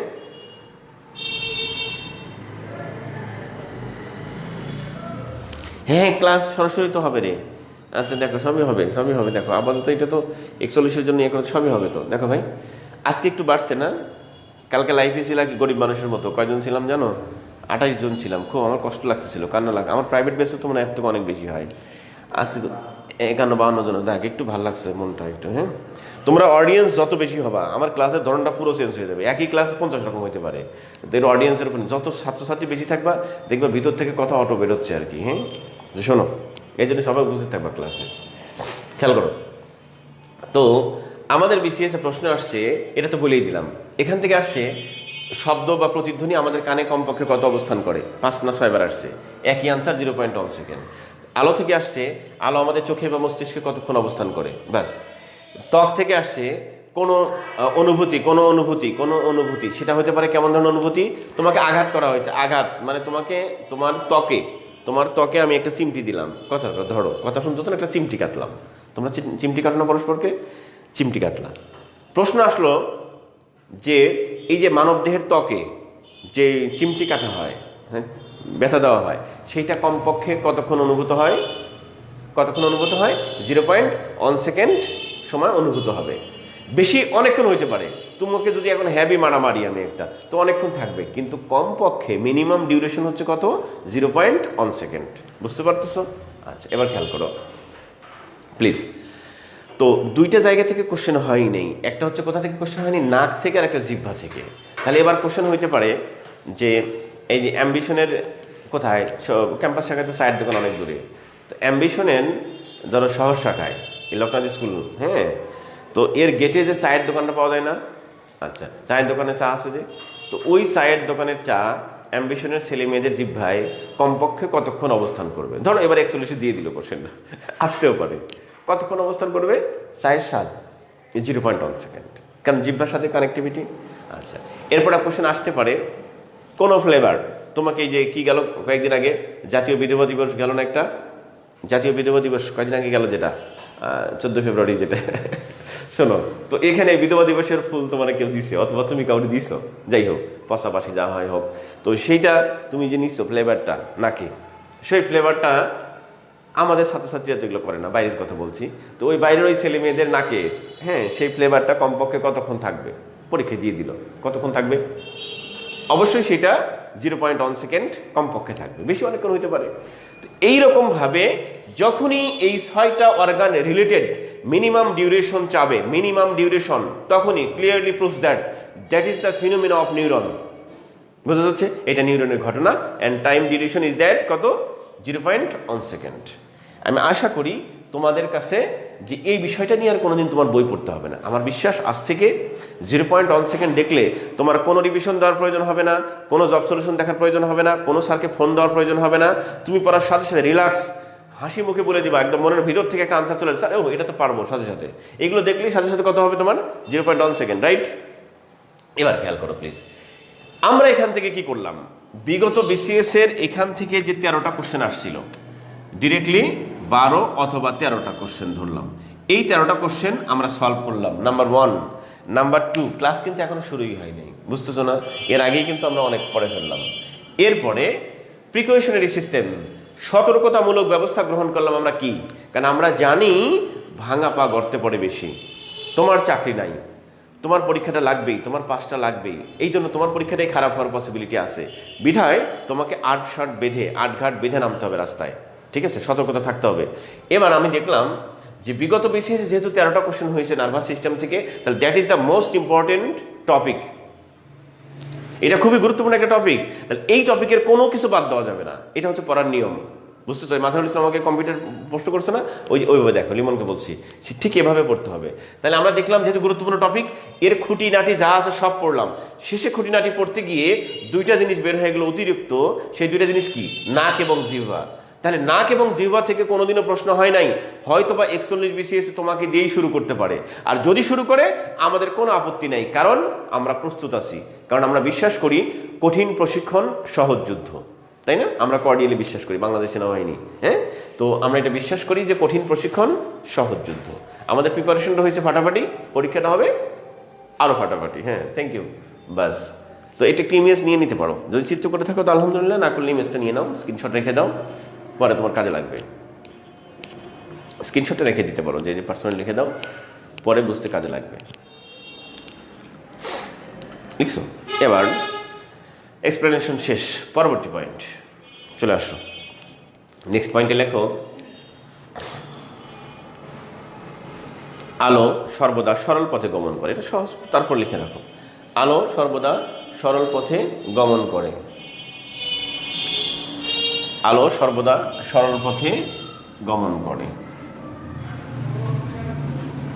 আলো সর্বদা সরল পথে গমন করে। লিখছো? এরপরে নেক্সট পয়েন্টে লেখো, ইহার মানে আলোর কথা বলছি আর কি। হ্যাঁ, পরবর্তী পয়েন্টে লেখো, ইহার দ্বৈত ধর্ম বিদ্যমান। ইহার দ্বৈত ধর্ম বিদ্যমান। ধর্ম বিদ্যমান। দ্বৈত ধর্ম বলতে ব্র্যাকেটে লিখে নিতে পারো কণা ও তরঙ্গ। মানে দুইটা ধর্ম তো, দ্বিমুখী চরিত্র আলোর, সেটা কেউ বলছে পার্টিকেল, কেউ বলছে ওয়েভ, তরঙ্গ, সেটা। ইহার দ্বৈত ধর্ম বিদ্যমান, কণা এবং তরঙ্গ। নেক্সট পয়েন্টে লেখো, পরবর্তী পয়েন্টে লেখো,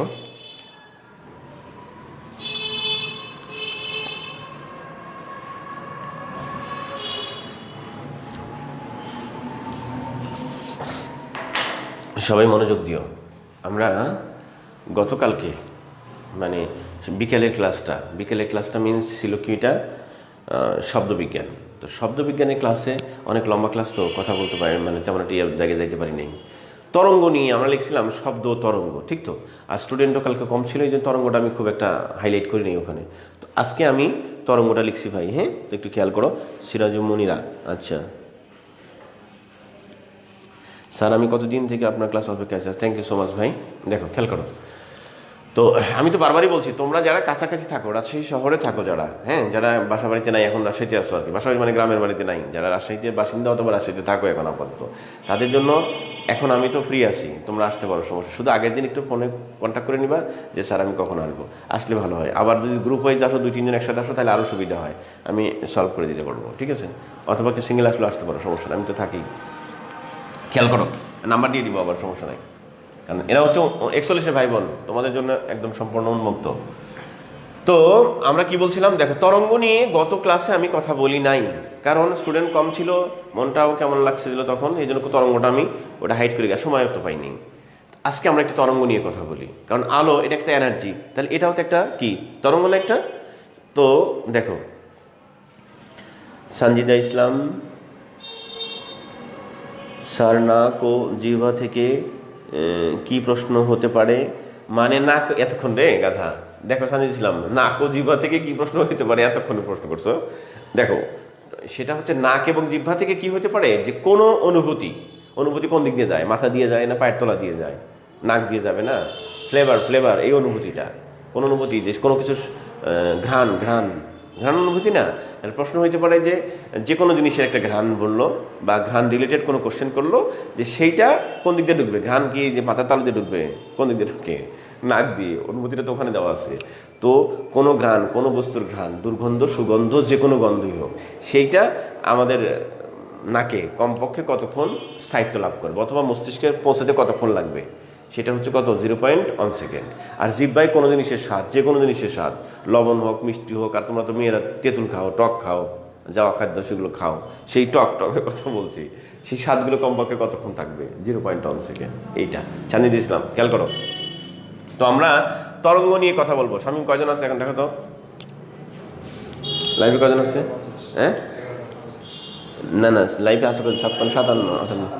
আচ্ছা ঠিক আছে, একটু বাড়ছে, মোটামুটি ভালো লাগছে। দেখো আমরা তরঙ্গ নিয়ে কথা বলি। প্রিয় ভাই বোন তোমরা শোনো ভালো করে, হ্যাঁ এইগুলো কিন্তু অতিরিক্ত ক্লাস দিচ্ছি, বুঝলা? এই যে এতক্ষণ বক বক করলাম, এটা কিন্তু না দিলেও পারতাম। এটা নিয়ে অনেক ছেলে মেয়ের কোশ্চেন ছিল, সেগুলো কিন্তু সলভ করে দিলাম। এখন তদ্রূপভাবে আমরা তরঙ্গের একটা কোশ্চেন আছে, সেই জায়গাটা সলভ করে দিচ্ছি, মনোযোগ দিয়ে শুনবা।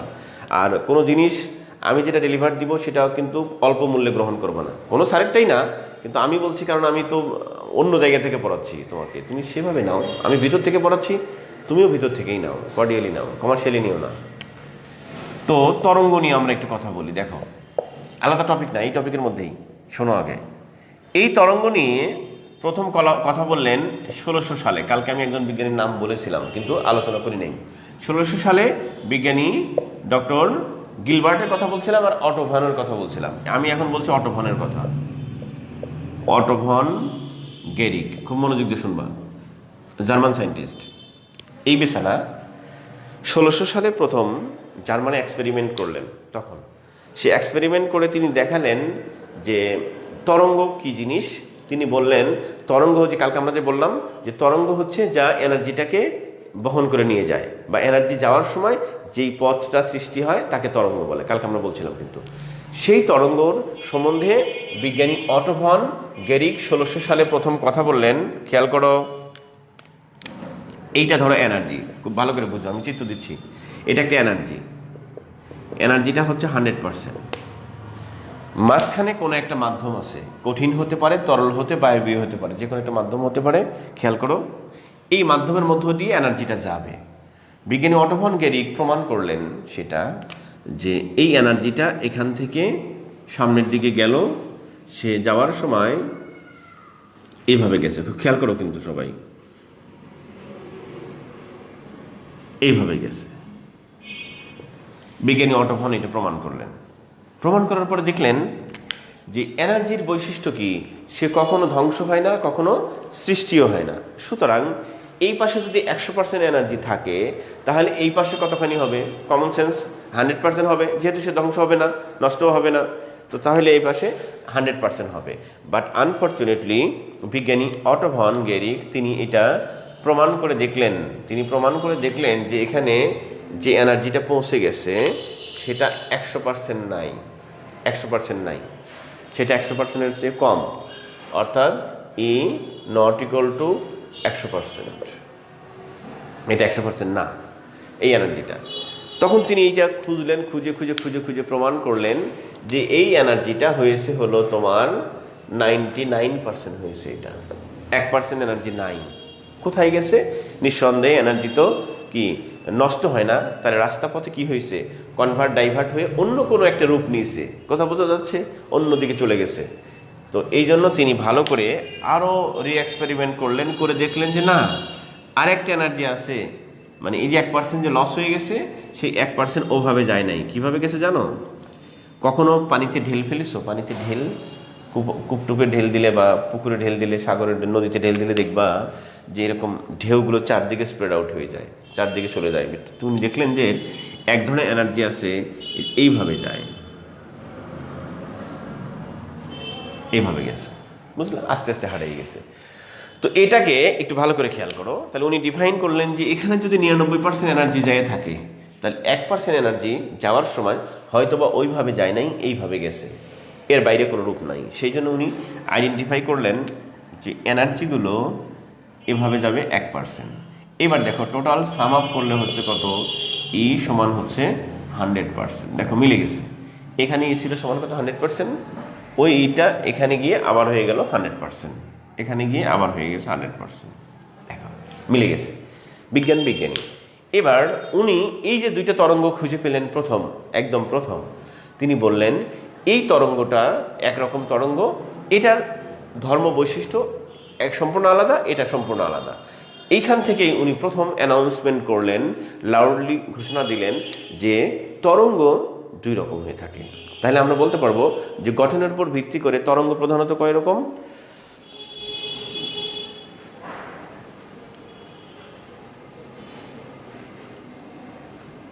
আচ্ছা ঠিক আছে জান্নাতুল ফেরদৌস, থ্যাংক ইউ ভাই। ঠিক আছে, তো তাহলে তরঙ্গ কয় প্রকার আমরা শিখলাম? তরঙ্গ আমরা কয় প্রকার শিখলাম? 2 প্রকার শিখলাম, তাই না? দেখো জান্নাতুল ফেরদৌস খেয়াল করো, মতিউর সহ যারা সলিমন এদিকে সবাই খেয়াল করো যে আমরা তরঙ্গটা 2 রকম শিখলাম। কার মুখ থেকে শিখলাম? যদি পরীক্ষায় আসে প্লিজ একদম খুব ভালো করে শোনো, কোনোদিন কোনো বিসিএস এ প্রশ্নটা আসে নাই, তার মানে যেটা আসবে না এমন তো না, কারণ এই তরঙ্গ নিয়েই তো পড়াশোনা, ঠিক তো? তাহলে প্রশ্নটা এখান থেকে আসতেই পারে, প্রশ্ন আসতে পারে যে তরঙ্গ প্রধানত কয় প্রকার? আনসার দিব প্রধানত 2 প্রকার স্যার, এই সাইজ অথবা এই সাইজ। কথা বুঝতেছো? আচ্ছা, কত সালে প্রথম প্রমাণ করা হয়? 1600 সালে প্রথম প্রমাণ করা হয়। কে প্রমাণ করে? Doctor Otto von Guericke. কোন দেশের বিজ্ঞানী? German scientist. ঠিক তো? আমি কিন্তু সব লিখে দিলাম। এবার পৃথিবীতে কোন ধরনের তরঙ্গ বা এনার্জি বেশি পাওয়া যায়? আমাদের যদি কোশ্চেন আসে নাই, কিন্তু আমি পারবো যদি কোশ্চেনটা করে, সেটা হচ্ছে পৃথিবীতে সবচেয়ে বেশি এনার্জি প্রপাগেট হয়, স্থানান্তরিত হয় কোন তরঙ্গ আকারে? স্যার এই যে উপরের তরঙ্গটার আকারে। আর সবচেয়ে কম তরঙ্গ কমভাবে প্রপাগেট করে সঞ্চালন হয় কোন তরঙ্গ? স্যার নিচেরটা। এখন এগুলোর নামকরণ করব আমরা। দেখো কার ভাষায় নামকরণ করব? অটো ভন গেরিকের ভাষায়। তো সে তো ইংলিশে বলছে, জার্মানি ভাষায় বলছে, আমরা পরে ইংলিশে ট্রান্সলেট করেছি। এখন আমি বলছি তোমার সাথে বাংলায়, আমরা বাংলা কথা বলছি। দেখো এই যে সিগন্যালটা যাচ্ছে কালকের ভাষায়, এ যখন যাচ্ছে দেখো না ভাই, একবার উপরের দিকে যাচ্ছে, একবার নিচের দিকে যাচ্ছে। তার মানে কি, এইটা যদি সরল রেখা হয়, মূল পথ হয়, এইটা যদি মূল পথ হয়, দেখো এই মূল পথের সে কি করতেছে? একবার ওই দিকে, একবার এই দিকে, একবার ওই দিকে, একবার এই দিকে। তার মানে কি, আড়াআড়ি ভাবে যাচ্ছে না সে? ঠিক তো? সে আড়াআড়ি ভাবে যাচ্ছে। তাহলে এটাকে আমরা বলতে পারি বাংলায় আড়াআড়ি তরঙ্গ, বা শুদ্ধ করে বলতে পারি আর তরঙ্গ। তাহলে এর নামকরণ করি আমরা আর তরঙ্গ। বুঝতেছো? ব্যাস, এটাকে উনি ইংলিশে বলছিলেন, ডিফাইন করেছিলেন ট্রান্সভার্স ওয়েভ। তোমরা জানো, সেই জন্য আমি ইংলিশটা পরিহার করতেছি, এখানে বাংলা বলছি, কারণ মনে রাখা দরকার, আগে ইংরেজিটা দরকার নাই, আগে মনে রাখা দরকার। আচ্ছা, তাহলে এটার ইংরেজি নাম হচ্ছে ট্রান্সভার্স ওয়েভস, যেটা উনি বলেছিলেন, আর বাংলা ভাষায় উচ্চারণ করে আমরা বলি আর তরঙ্গ। আর ফিজিক্সের আরেকটা ডাক নাম আছে এটার, সেই ডাক নামটা কি? দেখো এই তরঙ্গগুলো তো খালি চোখে দেখা যায় না, খুবই ক্ষুদ্র জিনিস, হ্যাঁ, মাইক্রোস্কোপিক্যাল বিষয়। এই বিষয়গুলো বিশ্লেষণ করতে গেলে আমরা এমনিতে ক্ষুদ্র জিনিস, তারপরে আবার কিভাবে গেছে এটা? আড়াআড়ি গেছে না? আড়াআড়ি মানে কি, এইদিকে যদি লম্বা হয় তাহলে এটা কি প্রস্থ, তাহলে প্রস্থ বরাবর গেছে, এই জন্য তাকে আমরা বলে থাকি অনুপ্রস্থ তরঙ্গ। অনুপ্রস্থ তরঙ্গ। তাহলে আর তরঙ্গের আরেকটা ডাক নাম, পরীক্ষায় আর তরঙ্গ থাকতে পারে, অনুপ্রস্থ তরঙ্গ থাকতে পারে। তাহলে একটা আরেকটা সিনোনিম লিখে নাও, অনুপ্রস্থ তরঙ্গ। ব্যাস, বুঝলা? তাহলে আর তরঙ্গ, অনুপ্রস্থ তরঙ্গ, আরেকটা হচ্ছে ট্রান্সভার্স ওয়েভস। ট্রান্সভার্স ওয়েভস, এই 3টা নাম। এইটা আমরা দেখতে পাচ্ছি ম্যাক্সিমাম এনার্জি এই আকারে যায়। তাহলে আমরা একটু নোট করে ফেলি, এখানে দেখো চিত্রের মধ্যেই, এটা হচ্ছে মেজরিটি পার্সেন্ট এনার্জি, হ্যাঁ, এইভাবে যায়। মানে কত পার্সেন্ট আমরা ডিফাইন করছিলাম? 99% এনার্জি এইভাবে যায়। তাহলে পৃথিবীর অধিকাংশ শক্তি এইভাবে সঞ্চালিত হয়, আমরা শিখে নিলাম। আচ্ছা, এরপরে এখানে ব্যতিক্রম থাকছে যে কত? 1% এনার্জি। এটাকে ডক্টর অটো ভন গেরিক বললেন, কি নাম দিলেন? দেখো একটু খেয়াল করো। আমরা যখন নদীতে ঢিল মারলাম, অথবা কূপের মধ্যে ঢিল মারলাম, অথবা পুকুরে ঢিল মারলাম, সুন্দর উদাহরণ হবে পুকুরে, ধরো যেখানে স্বাভাবিক পানি আছে, ঢেউ টেউ নাই, আমরা একটা ঢিল মারলাম, ঢিল মারার সাথে সাথে দেখবো ক্ষুদ্র পরিসরে একটা বৃত্তাকারে গোলাকার হয়ে ঢেউ সৃষ্টি হলো চারদিকে, তারপরে আস্তে আস্তে আস্তে আস্তে মানে ঢেউটা সোজা হয়ে গেল, নাই হয়ে গেল। তো এইটা যখন আস্তে আস্তে বড় হয়ে যাবে, কোনো এক সময় কিন্তু এই বৃত্তাকার সাইজ থাকে না, আস্তে আস্তে এরকম হবে, আস্তে আস্তে এরকম হবে, হয়ে হয়ে একদম সোজা হয়ে যায়, নাই ভ্যানিশ হয়ে গেছে। তো এর শেষ অবস্থানে কি দেখা যাচ্ছে, একদম এটাকে যদি তুমি বড় করে ফেলো তাহলে দেখা যাচ্ছে সরল রেখার মতো লম্বা লম্বি মনে হচ্ছে। হ্যাঁ, তাহলে এই জন্য এর নামটা দিয়েছেন ওনারা, এই নামটা হচ্ছে কোন দিক দিয়ে লিখি, এদিক দিয়ে দিই। আচ্ছা, এই নামটা ওনারা দিয়েছেন হচ্ছে অনুদৈর্ঘ্য তরঙ্গ। বুঝতেছো? অনুদৈর্ঘ্য তরঙ্গ আমরা বলতে পারি, আবার এটা বলতে পারি অনুপ্রস্থ তরঙ্গ বলছি, এটা হচ্ছে অনুতরঙ্গ তরঙ্গ। আর আর তরঙ্গ, আর এটা লম্বা লম্বি হচ্ছে তাই লম্বিক তরঙ্গ বলতে পারো। তাহলে এর দুইটা নাম হতে পারে, এর সাথে মিলিয়ে যদি নাম দেই তাহলে লম্বিক তরঙ্গ।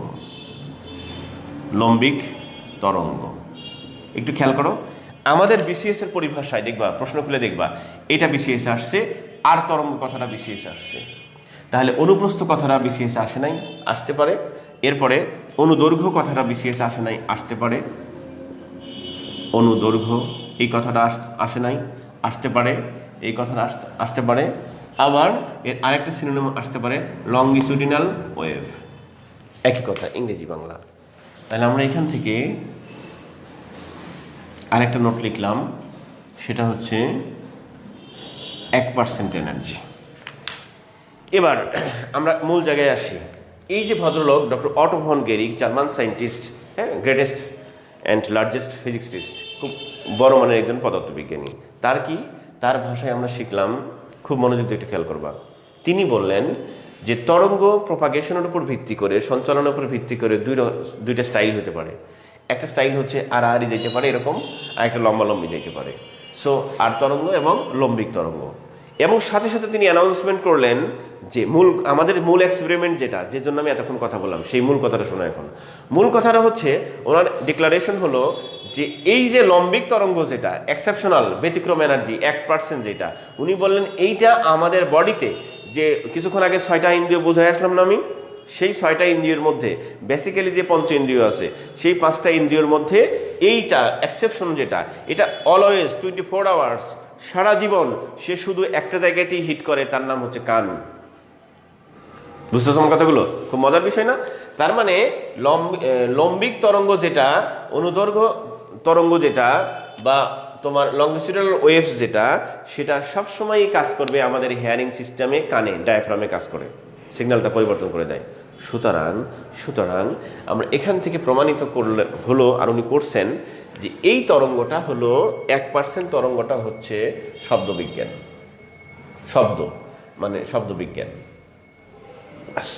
তাহলে এখান থেকে মজার একটা বিষয় দেখো, দারুণ একটা জিনিস শিখলাম আমরা, সেটা হচ্ছে যে সমস্ত বিজ্ঞানকে আমরা ক্লাসিফাই করলাম 2 টাইপস ক্লাসিফিকেশন।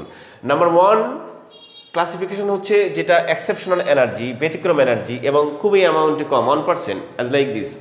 সেই বিজ্ঞানটাকে আমরা নামকরণ করলাম শব্দবিজ্ঞান, হিয়ারিং সিস্টেমের সায়েন্স। এবং এই কাজটা প্রথম ডিফাইন করেছে 1600 সালে doctor Otto von Guericke, that is the German scientist, greatest scientist. আর এটা যখন বলা হয়ে গেল, অবভিয়াসলি প্রুভস দ্যাট, আর বলার অপেক্ষাই রাখে না, যে এইটা যখন আমি বলে ফেললাম, তখন এরা সকলে কি হয়ে গেছে, এর বাইরে। বুঝতেছো? তুমি আমার, তাহলে বাকিরা কার? বাকিরা আমার না। তাহলে এ যখন এর সাথে রিলেশন হয়ে গেছে, তার মানে বোঝা যাবে বাকি যারা আছে তারা এর সাথে রিলেটেড না, এর সাথে রিলেটেড।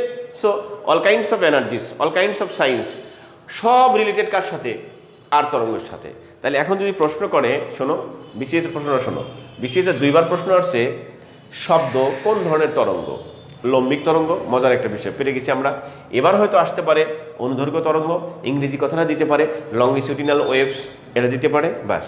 আচ্ছা, এরপরে আমাদের বিসিএস এ 2বার আসছে আলো কোন, 2বার অথবা 1বার আসছে, আমার খেয়াল আসছে না সঠিক, এটা 2বার, এটা মানে 1বার সম্ভবত আসছে প্রশ্নটা, আলো কোন ধরনের তরঙ্গ? আর তরঙ্গ। এবার আসতে পারে ওই আর তরঙ্গ না দিয়ে অপশনের মধ্যে অনুপ্রস্থ থাকতে পারে, এই অনুপ্রস্থ থাকতে পারে, আবার অনুপ্রস্থ আর তরঙ্গ কিছুই নাই, ইংলিশ থাকতে পারে, ট্রান্সভার্স ওয়েভস থাকতে পারে। আচ্ছা, এটা তো কমন কথা, বিগত বিসিএস কোশ্চেন গেল, কিন্তু কোশ্চেন এখান থেকে আরো 1000 কোটি করতে পারে। সেটা কেমন করতে পারে? এবার দিয়ে দিল যে বিদ্যুৎ, আমাদের বাসাবাড়িতে যে বিদ্যুৎ, এসি বিদ্যুৎ, 1000বার প্রশ্নটা আসছে, আমাদের বাসাবাড়ির যে বিদ্যুৎ, এটা কোন ধরনের তরঙ্গ? কোনোদিন আসছে? কোনো বই দেখছো? কোথাও নাই, কিন্তু এবার কিন্তু আসতে পারে। তা আমাদের বাসাবাড়ির বিদ্যুৎ, এসি বিদ্যুৎ কোন ধরনের তরঙ্গ? বিদ্যুৎ হচ্ছে এই ধরনের তরঙ্গ, কারণ শব্দ তো না, শব্দ বাদ দিয়ে যা হবে সব ওই তরঙ্গ। চুম্বক এনার্জিটা কোন ধরনের তরঙ্গ? এই ধরনের তরঙ্গ। হ্যাঁ, বায়োলজির যে মেডিকেল সায়েন্সের যে ব্যাকটেরিয়া ভাইরাস কাজ করে সেটা কোন ধরনের তরঙ্গ? সেটাও এই ধরনের তরঙ্গ, কারণ এটা না। তাহলে এখানে আমরা একটা নোট লিখে রাখবো, সেটা হচ্ছে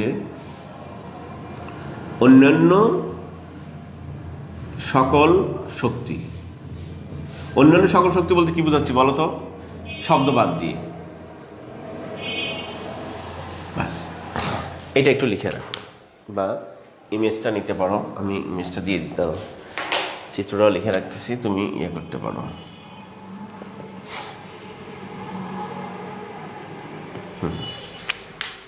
স্ক্রিনশটটা নিয়ে রাখো, কাজে লাগবে তোমার।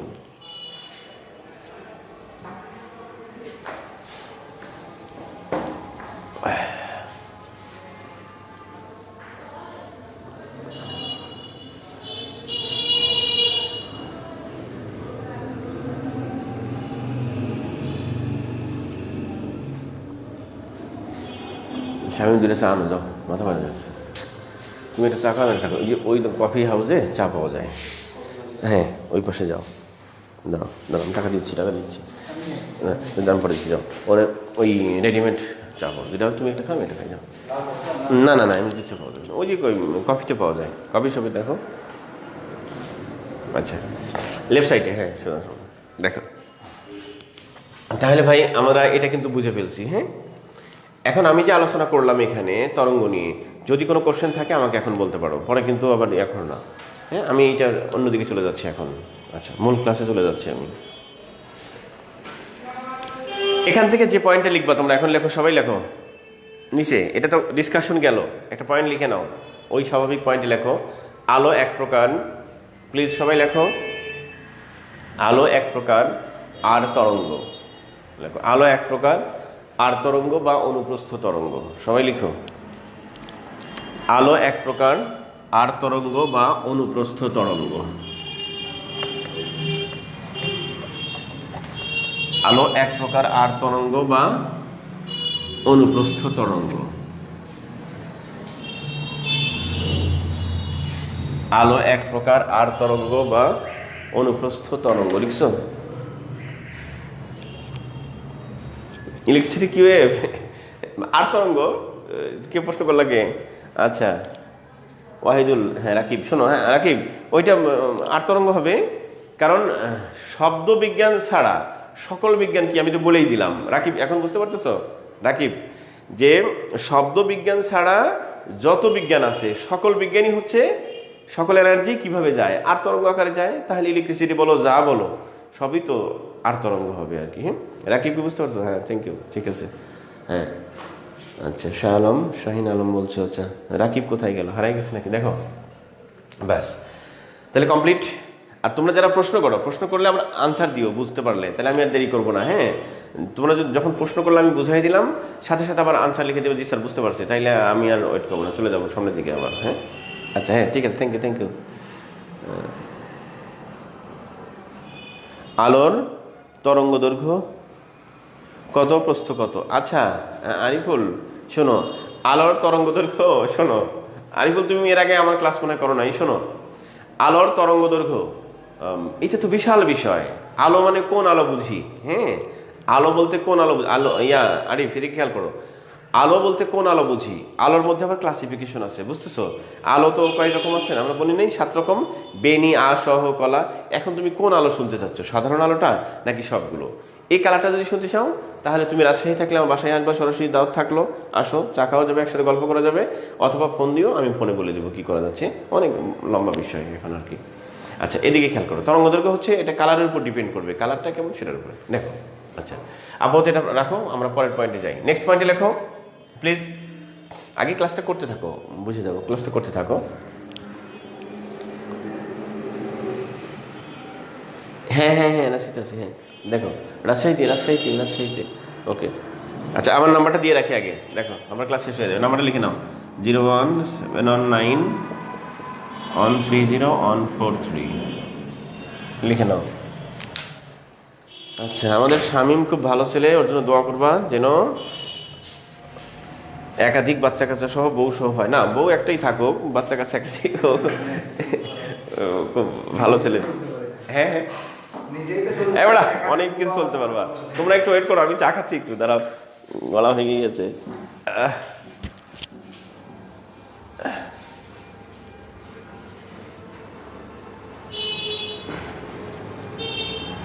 এখান থেকে কপি চা আনলে, কপি আনলে পে করার দরকার নেই, আমি দিয়ে দেবো পরে। দিয়ে এসছে।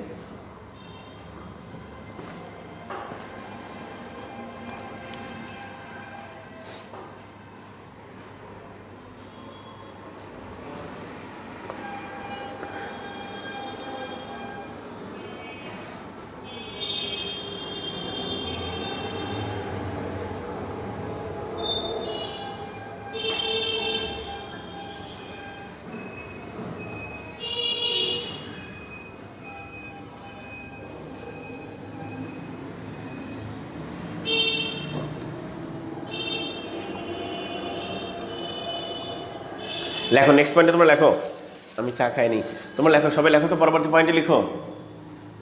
আলোর বেগ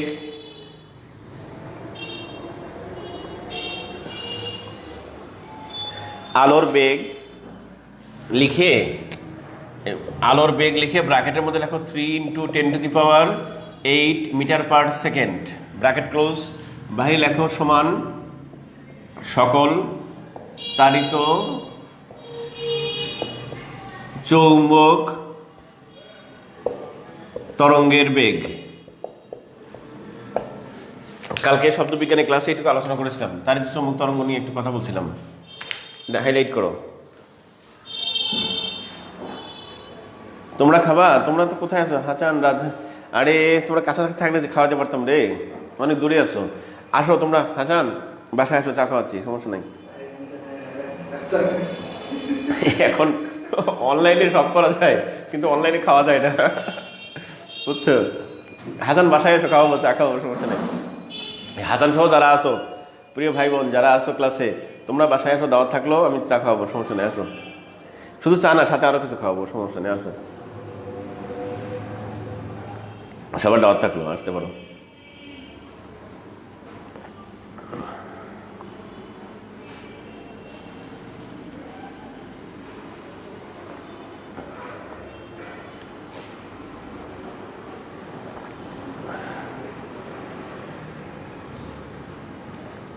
ইয়ে করো, এখানে যে পয়েন্টটা লিখলা, এই পয়েন্টের উপর 3টা তারা চিহ্ন দাও, ট্রিপল স্টার দাও,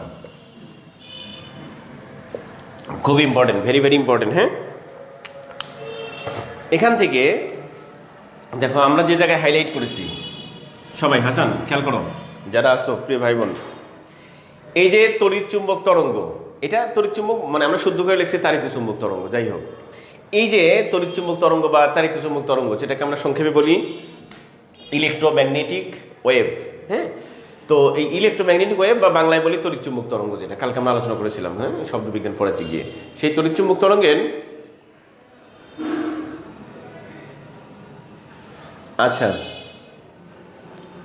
তারেকুজ্জামান তারেক, বাসার অ্যাড্রেসটা হচ্ছে, এই সবাই শোনো যারা আসো, হ্যাঁ, বাসার অ্যাড্রেসটা হচ্ছে রাজশাহী, যারা রাজশাহীতে আসো বা নতুন যারা তাদের জন্য বলছি, রাজশাহী শহরের যে এটা কি মেইন কোতোয়ালি থানা ছিল, বোয়ালিয়া থানা, যেটা হেতম খা, এখানে তো অনেকে থাকো মনে হয়, আশেপাশে থাকো, হেতম খা ছোট মসজিদ যেটা আছে, অথবা গোরস্থান যেটা, হেতম খা কবরস্থান যেটা, কবরস্থানের পশ্চিম পার্শ্বে 3 রাস্তার মোড়, ঠিক মোড়ের উপরে বলতে রাস্তার উপরে না, রাস্তার পাশে আর কি, 3 রাস্তার, কবরস্থানের পশ্চিম পাশে যে মোড়টা আছে রাস্তার, এই মোড়ের সাথেই, রাস্তার সাথেই পশ্চিম পাশে 4তলা বিল্ডিং, অরেঞ্জ কালার, এর নিচতলায় আমি তোমাদের সাথে কথা বলছি এখন। এখানে আমি বসি, মাঝে মাঝে ফাঁকা সময় বসি, তোমরা আসলে বসা যাবে, সমস্যা নাই, অনেক পুরোটাই ফাঁকা আছে, চাটাও খাই এখানেই, আমরা আপাতত এখানে আছি, তোমরা এখানে আসবা, সমস্যা নাই।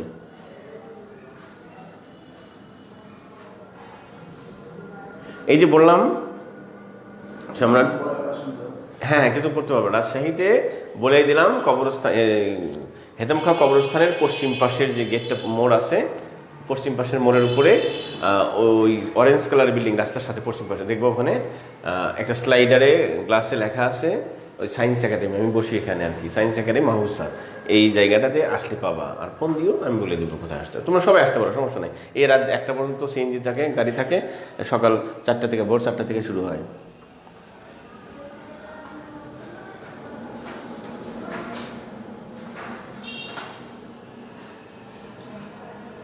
আহা, থ্যাংক ইউ সো মাচ ভাই। তুমি তো ওখানেই থাকো, তুমি কে, নাম কি রে? মুসলিমা খাতুন। তুমি ওই মুসলিমা ফোন দিয়েছিলাম, তুমি তোমাকে একদিন ফোন দিয়েছিলাম মনে হয় মুসলিমা। হ্যাঁ ঠিক আছে, আসো আর কি। তারিকুজ্জামান স্যার, চিনেছি, বাস, থ্যাংক ইউ। আসো আসো, ঠিক আছে, যারা যারা আসো আসো। তাহলে দেখো, আমি এই জায়গাটা হাইলাইট করলাম কেন ভাই, প্লিজ খেয়াল করো। এই জায়গাটা আমি কেন হাইলাইট করলাম, এই জায়গাটা আমি হাইলাইট করলাম এই কারণে, প্লিজ সবাই একটু মনোযোগ দিও। এই আর সবাই আমার ফ্রেন্ড লিস্টে, মানে ফ্রেন্ড লিস্টে তো জায়গা নাই, সবাই আমার ফেসবুকে থাকো আর কি, ফলো করিও, ওখানে থাকিও, তাইলে হবে। ওই শামীমদের সাথে তো আসি, তুমি আমার ফেসবুকে সবাই থাকিও। তো তড়িৎ চুম্বক তরঙ্গ যেটা, এইটা পড়লে কি হবে, মনোযোগ দিয়ে শোনো। এইটা পড়ার ফজিলত হচ্ছে, পড়লে ইলেকট্রনিক্সের প্রশ্ন কমন পাওয়া যাবে, পড়লে শব্দ বিজ্ঞানের প্রশ্ন কমন পাওয়া যাবে। এখান থেকে পড়লে আরিফ যে প্রশ্ন আমাকে করেছিল তরঙ্গ নিয়ে, শব্দ তরঙ্গ নিয়ে, সরি আলোর তরঙ্গ দৈর্ঘ্য নিয়ে, এইটা যদি পড়ো তাহলে এখান থেকে অসংখ্য অগণিত কোশ্চেন সলভ করতে পারবা। সেগুলোর মধ্যে একটা হচ্ছে নিচের কোন রশ্মিটির, নিচের কোন রশ্মিটির, তোমাদের পরীক্ষায় প্রায়ই প্রশ্নটা আসে, রশ্মিটির তরঙ্গ দৈর্ঘ্য সবচেয়ে বেশি, পরীক্ষায় আসছে না? এটা আবার আসতে পারে সবচেয়ে কম, এটাও আসতে পারে। আবার এটা আসছে পরীক্ষায়, আবার এটাও আসতে পারে নিচের কোন রশ্মিটি জীবজগতের জন্য সবচেয়ে বেশি ক্ষতিকর আসতে পারে, নিচের কোন রশ্মিটি জীবজগতের জন্য সবচেয়ে কম ক্ষতিকর। তাহলে এখান থেকে দেখো, খেয়াল করো যারা আসো ভাই এখানে, হ্যাঁ থ্যাংক ইউ, জান্নাতুল ফেরদৌস সহ যারা যারা আসো, আরিফ তো এই বিষয়ে প্রশ্ন করছিলাম। তো আমাদের কোশ্চেনগুলো কিন্তু, এই কোশ্চেনগুলো প্রায় পরীক্ষায় হয়েছে 1, 2, 3, 4, এই 4টা কোশ্চেন থেকে ধরেই নাও একটা কোশ্চেন পরীক্ষায় থাকবে, ধরেই নাও। প্রায় বিসিএসসি, 2-1টা বিসিএস মিস গেছে, কিন্তু প্রায় সব বিসিএসসি অ্যাভারেজে একটা প্রশ্ন থাকছে।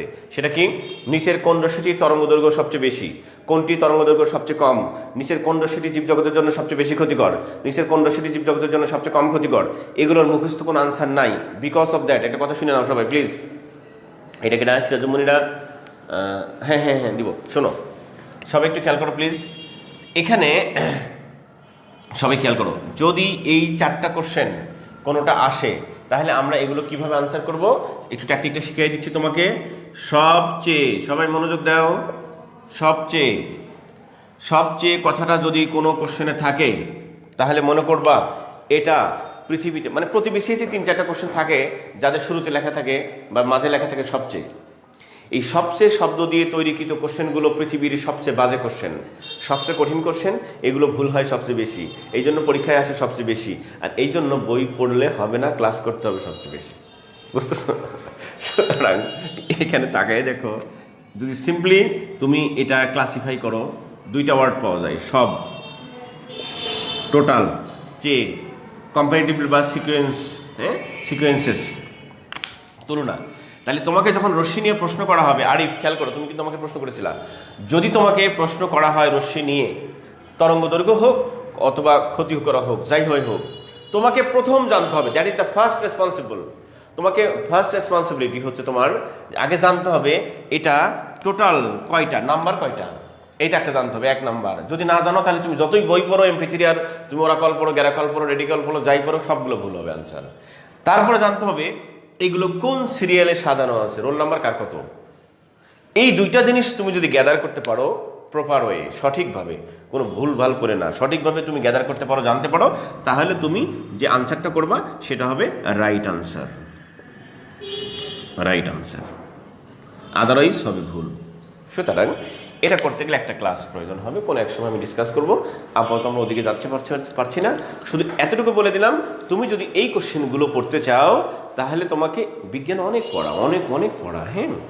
তো মানে ওই যে তোমরা ছোটবেলায় পড়ে আসছো না, সবাই পড়েছে এই বাক্যটা ক্লাস 8-এ, যে রোম-নগরী একদিনে গড়ে ওঠে নাই, বিজ্ঞান একদিনে তৈরি হয় নাই, সুতরাং একদিনে শেখাও যায় নাই, কেউ শিখতে পারে নাই। তোমরা আপাতত পরীক্ষার জন্য যেটুকু না হলে না, আমি সেভাবে একটু করতেছি ইনশাল্লাহ। আমিও রাজশাহীতে আসি স্যার, তুমি হাসান রাজশাহীতে আসো, তো আসিও।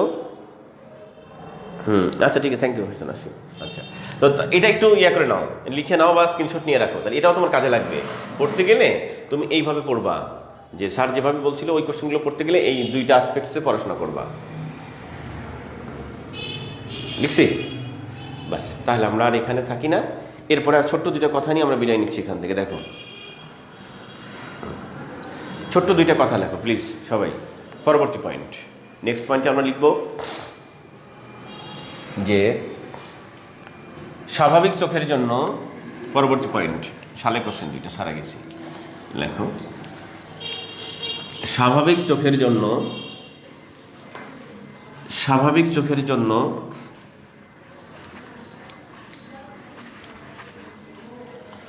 স্পষ্ট দর্শনের, মানে ভালো করে দেখার আর কি, হ্যাঁ, স্বাভাবিক চোখের জন্য স্পষ্ট দর্শনের,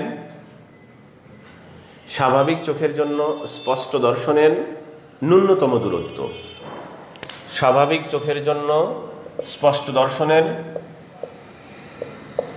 ন্যূনতম দূরত্ব, ব্র্যাকেটে লিখতে পারো মিনিমাম ডিস্টেন্স,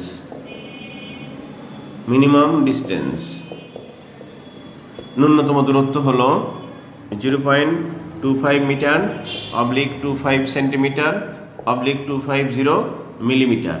একই কথা তিনটা স্কেলে লিখছি আমি, হ্যাঁ, পরীক্ষায়, তোমাদের পরীক্ষায় শুধু এটা আসছে।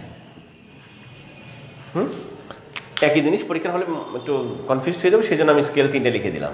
মিটারে হলে এরকম হবে 0.25 মিটার, মিলিমিটার হলে 250 মিলিমিটার, আর বিসিএস যেটা আসছে 25 সেন্টিমিটার, এইরকম আর কি। লিখো, এটা লিখছো। সিমিলারলি পরবর্তী পয়েন্টে খুব ইম্পর্টেন্ট, পরবর্তী পয়েন্টে লেখো স্বাভাবিক চোখের জন্য, স্বাভাবিক চোখের জন্য স্পষ্ট দর্শনের, স্বাভাবিক চোখের জন্য স্পষ্ট দর্শনের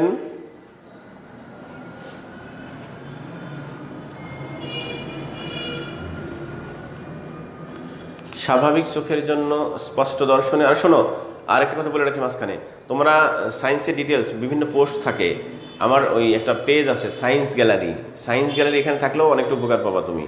সায়েন্স গ্যালারি দেখবা, ওখানে কোনো পিক দেওয়া নাই, আমার নাম লেখা আছে শুধু সায়েন্স গ্যালারি, বিভিন্ন স্টার চিহ্ন দেওয়া আছে, তারকা চিহ্ন দেওয়া আছে, ওখানে সায়েন্স গ্যালারি একটা পেজ আছে, বিজ্ঞানের পেজ, ওটা আমার পেজ আর কি, হ্যাঁ, অনেক ফলোয়ার আছে ওখানে, ওখানে থাকলে থাকতে পারো, বিভিন্ন কোশ্চেন টোশ্চেন করলে ওখান থেকে সলভ হয়ে যাবে, সমস্যা নেই। আচ্ছা, সায়েন্স গ্যালারি দেখবা যে ওটার সাথে আমি ইয়ে আছি আর কি, তো তোমাদের ভাই বোনরা অনেকে আছে, অনেক ম্যাক্সিমামে আছে, দেখলে বুঝতে পারবা। সায়েন্স গ্যালারি যেটাতে দেখবা ওখানে একটা মানুষের ছবি টবি নাই, মানে ব্লু কালারের কতগুলো ইয়ে দেওয়া আছে, স্টার স্টার আসর মধ্যে, সেটা।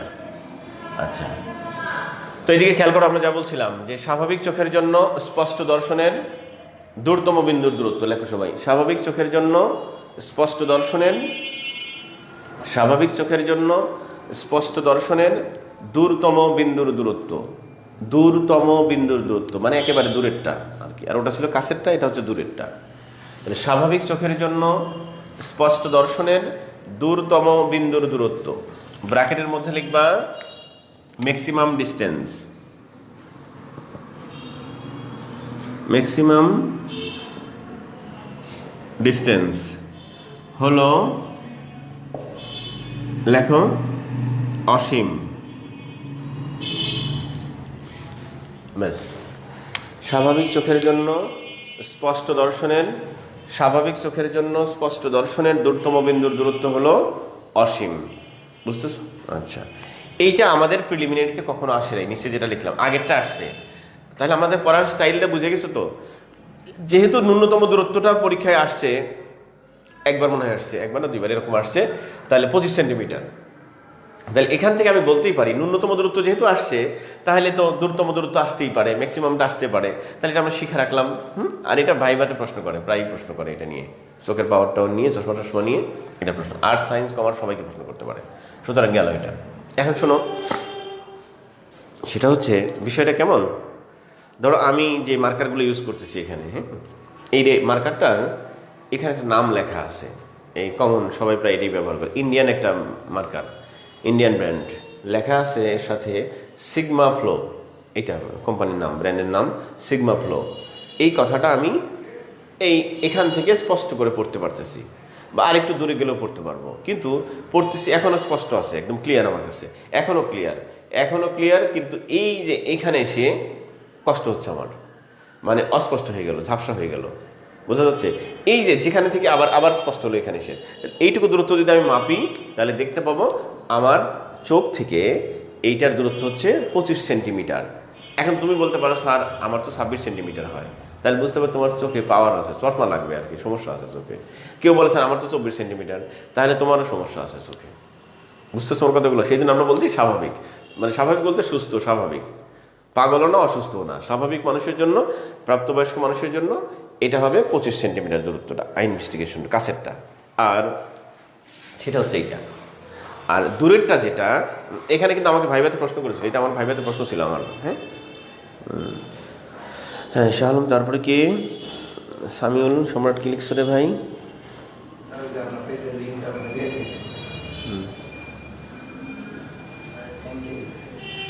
আচ্ছা ঠিক আছে, হ্যাঁ কি বলো পেজের লিঙ্ক?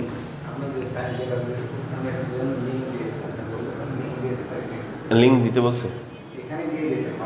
ও আচ্ছা আচ্ছা আচ্ছা, ঠিক আছে, ভালো করছো, লিঙ্ক দিয়েছো, ভালো করেছো, লিঙ্ক দিয়ে দাও, যে যারা যারা অ্যাড আছে লিঙ্ক দিয়ে দিও, ওখানে হয়ে যাবে।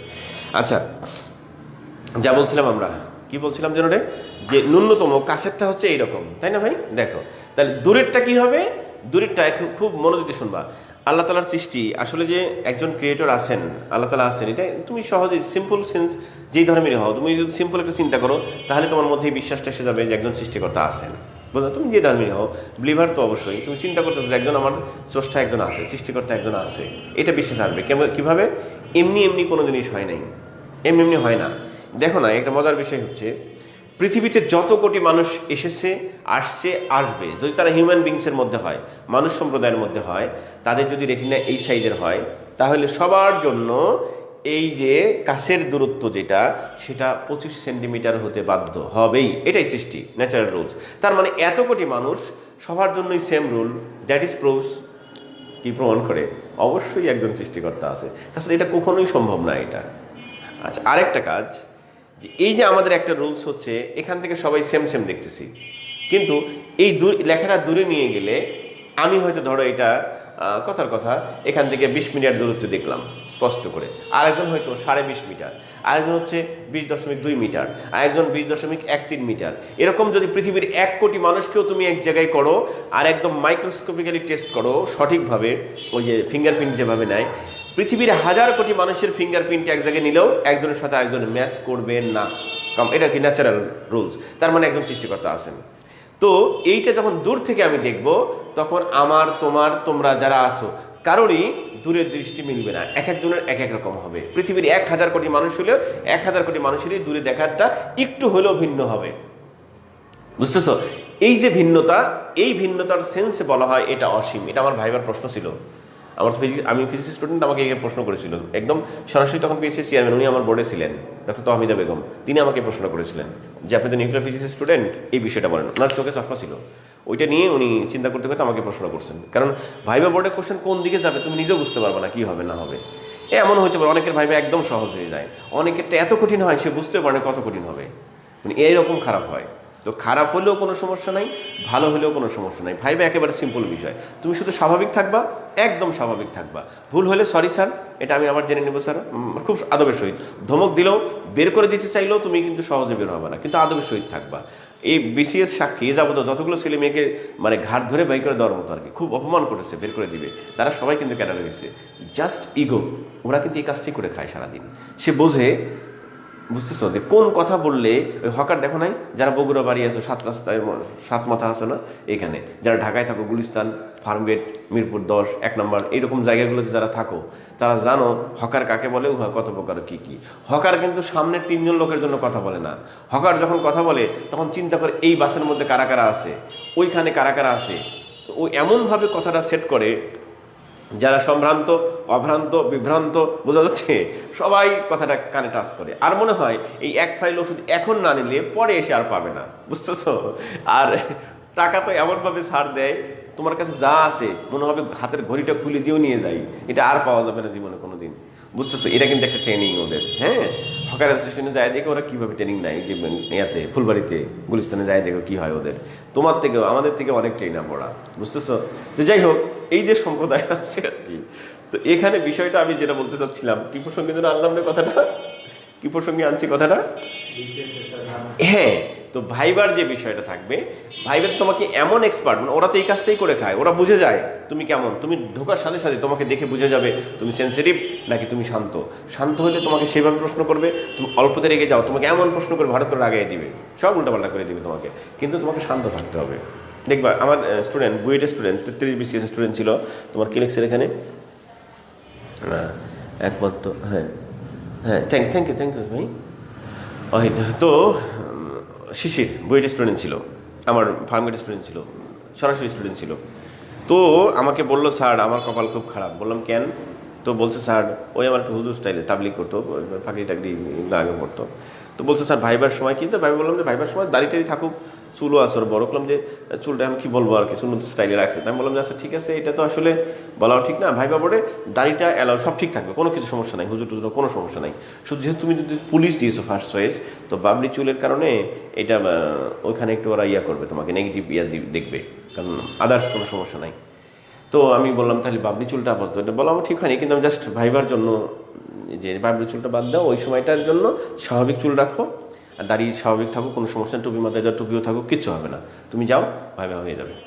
কিন্তু ও তো বুয়েটের স্টুডেন্ট, যতই তুমি বুঝাও একটু তো ইগো প্রবলেম থাকবেই, হ্যাঁ, কারণ ও বুয়েটের স্টুডেন্ট, ব্যক্তিত্ব একটা আছে, তো অধিকারও আছে ওর। তো ও সেইভাবে যখন ওকে পরিচয় চেয়েছে, কারণ পেপারস তো তোদের কাছে আসেই, তুমি কোত্থেকে পাশ করে গেছো, তো সব ও আরও একটা ভাব নিয়ে পরিচয় দিতে গেছে, বুয়েটের এই সেই অনেক কিছু বলতে গেছে, ভাব ছুটিয়ে দিছে, বুঝতেছো? এমন প্রশ্ন করেছে ওকে, ও জানে যে এই দিক থেকে প্রশ্ন করলে সব পারবে। ওকে সিকিউরিটি কাউন্সিল থেকে প্রশ্ন করেছে, এমন এমন, আর কোন veto, pocket veto, double veto, পড়ছো তো তোমরা মনে হয়, তোমরা পড়েছো না ইন্টারন্যাশনাল অ্যাফেয়ার্সে, কিন্তু পড়লে পারবা না, কিন্তু আমি নিশ্চিত পারবে না। পকেট ভেটো এখন যে বলি পকেট ভেটো কাকে বলে, ডাবল ভেটো কাকে বলবা না, পারবা না, মানে কি পড়েছো তুমি নিজেও জানো না। তো ভালো করে একটু পড়বা, মানে পাগল মার্কা পড়াশোনা না করে একটু শুদ্ধ পড়াশোনা করবা। আচ্ছা, যখন ওকে প্রশ্ন করেছে ডাবল ভেটো কি জিনিস, বুঝতেছো? এখনই জেনে নিও ভালো করে, এটা ভাইবার প্রশ্ন। ডাবল ভেটো কি জিনিস বুঝতেছো? পকেট ভেটো কি জিনিস? যারা পড়ান ওই মাথা কিন্তু ঘুরে যায় এই প্রশ্ন করলে। উদাহরণ সহ বুঝাইতে হবে, খালি সংজ্ঞা দিয়ে দিলাম মুখস্থ, কিন্তু যদি উদাহরণ দিতে পারবে না, কিন্তু সমস্যা আছে। তো এইবার ওকে প্রশ্ন করেছে, প্রথম প্রশ্নই করেছে ডাবল ভেটো নাম শুনেছেন? ও তো জীবনের নাম শুনে নাই, বুয়েটের স্টুডেন্ট। ও বলেছে জি স্যার। এবার তো পড়ে গেছে বিপদে। আমি তো শিখে গেছি, না পারলে বলবি স্যার সরি স্যার জানে নাই, প্রশ্ন সহজ হবে। ও বলছে জি স্যার। এইবার জি স্যার যখনই বলছে, এটা তো অভ্যাস, বুয়েটের স্টুডেন্ট না, না করার শেখে নেই ওরা। যখনই জি স্যার বলছে, এবার বলছে ডাবল ভেটো কোথায় কোথায় হয়েছে, কয়েকটা উদাহরণ চাইছে ওর কাছে, ও তো কিছু জানে না। তখন বেঁচে গেছে, তখন আমার গোজামিল দিছে, সরি স্যার এই মুহূর্তে মনে পড়ছে না, সরি স্যার বলে ইয়ে করে ফেলছে। তারপরে বলছে পকেট ভেটো নাম শুনেছেন? পকেট ভেটো কাকে বলে বলেন। ও তো ভেটোই বোঝে না ভালো করে, পকেট ভেটো আবার বুঝবে কী করে। এরপরে ইমপিচমেন্ট, বিভিন্ন গভর্নমেন্টের ইমপিচমেন্ট। এরপর ওকে প্রশ্ন করেছে যে পৃথিবীর যারা প্রাইম মিনিস্টার আছে তাদের মধ্যে ইউনাইটেড কিংডমের যে প্রাইম মিনিস্টার আছে বাংলাদেশের প্রাইম মিনিস্টারের মধ্যে কম্পেয়ার করেন পাওয়ারে। পারবে? ওর বাবাও পারবে না এটা। যারা ইন্টারন্যাশনাল অ্যাফেয়ার্স পড়ায় তারাই তো হিমঝিম খেয়ে যাবে কোথায় কী আছে। এইভাবে মানে চলছে একদম 17 মিনিট। ও বলে স্যার আমাকে কাঁদায় ফেলছে, চেহারা লাল হয়ে গেছে, স্যার আমি একটা প্রশ্ন পারিনি। শিশির 33-এর, বুঝতেছো? কিন্তু আমি বললাম তুমি কি কোনো বেয়াদবি করছো? কয় স্যার না, কোনো বেয়াদবি করিনি। কারণ আলহামদুলিল্লাহ তোমার পাস হয়ে গেছো, তুমি চাকরি হয়ে যাবে। পরে কিন্তু পুলিশে আসছে, বুঝতেছো? 156তম হয়েছিল, সরি শুধু 56তম হয়েছিল পুলিশে, 33 BCS-এর। দেখবা ওই লোস্টের লেখা আছে শিশির, বুয়েটের স্টুডেন্ট। এখান থেকে আমার বলার বিষয় হচ্ছে যে শোনো, তুমি সব সময় সব সিচুয়েশনে স্বাভাবিক থাকবা, 1। 2 নম্বর কথা হচ্ছে রিটেন আসমান থেকে ভালো হবে না। হ্যাঁ, আসমানের মালিক উনি ভালো করে দিবেন, দিতে পারেন, কিন্তু তোমারটা ভালো হবে না, কারণ তুমি তো চলো তোমার মতো করে। তাহলে তুমি পরীক্ষা রিটেন ভালো করতে চাও, কলম এমনি চলবে না। ভাইবা ভালো করতে চাও, এমনি 2 দিন ভাইবা ক্লাস করে ভাইবা ভালো হবে না। এইরকম প্রিলিমিনারিতে স্যারেরা, প্রত্যেকটা স্যারেরা যে ক্লাসগুলো নেবেন, সবগুলো ক্লাস বক বক করে হাঁ করে তাকায় থেকে শুনতে হবে, বুঝতে হবে। তাহলে তোমার রিটেনের কলম আপনা আপনি চলবে, পিলি এমনি পাস হয়ে যাবে, ভাইবা এমনি পাস হয়ে যাবে, চাকরি এমনি অটো হয়ে যাবে। বোঝা যাচ্ছে না? এই জন্য ক্লাস করতে হবে, আর পারলে লাইভে থাকতে হবে, সবসময় সরাসরি টাচে থাকতে হবে। এরকম রেকর্ডিং ইউটিউব দিয়ে যদি চলতো, তাহলে তো বাংলাদেশ সরকার ইউটিউবে ক্লাস দিয়ে আর মেডিকেল কলেজ আর বুয়েট বন্ধ করে দিত। ইউটিউবে থাক সারাদিন, হবে? কোনোদিনও হবে না। ইউটিউব ছাড়ার আগেই প্রথমেই মাথায় আসে এটা একটা মিথ্যা কথা, পড়তেছি অনেক আগে, ক্লাসটা হয়েছে ভার্চুয়ালি দেখতেছি, কথা বলতে আর লাইফে আসলে অন্যরকম একটা ফিলিংস আসে। আচ্ছা, যাই হোক, অনেক কথা বলে ফেলছি। তাহলে এটা হচ্ছে আমাদের ভাইবার অ্যাসপেক্টসে বললাম, কোনোদিন আসে নাই, আসতে পারে। তো এগুলো হচ্ছে আমাদের লাইফ সংক্রান্ত স্বাভাবিক কথাবার্তাগুলো গেল। এখন আমাদের নতুন আরেকটা টপিক লেখো প্লিজ, সবাই লেখো পরবর্তী টপিক। কে কি লিখছো ভাই? ফাহিম হুসাইন হৃদয়, তুমি হৃদয় হলে। আচ্ছা স্যার, তুমি থাকো কোথায়? টাইম ফোন দিও, তুমি আমাকে ক্লাসের পরে ফোন দিও, তাইলে হবে আর কি। ও কোথায় আছো? হাতেমঘাটি থাকো তুমি। ফাহিম, তুমি যদি হাতেমঘাট থেকে থাকো একজ্যাক্ট 4টার সময় তুমি আমার এখানে আসবা। ফাহিম, যারা যারা আসতে চাচ্ছ আজকে, তারা যদি কাছাকাছি থেকে থাকো, এখানে থেকে থাকো, হাতেমঘাট আমার আশেপাশে থেকে থাকো, একজ্যাক্ট 4টায় আসবা। 4টায় আসলে আমি তোমাদের সাথে কথা বলবো। একজ্যাক্ট 4টায়, 2 মিনিট পরেও না, পারলে 2 মিনিট আগে আসবা, কিন্তু একজ্যাক্ট 4টার সময় আমার এখানে আসবা। আসলে যে এখানে দেখা হবে, এখানে আসলো খোলায় থাকবে, সমস্যা নাই, আসলে কথা বলা যাবে। আসলে যারা যারা আসতে যাও আসতে পারো, আজকে 4টায় আসতে পারো আজকে আসলে। আচ্ছা, তাহলে গেলে এবার নেক্সট টপিক, পরবর্তী টপিক।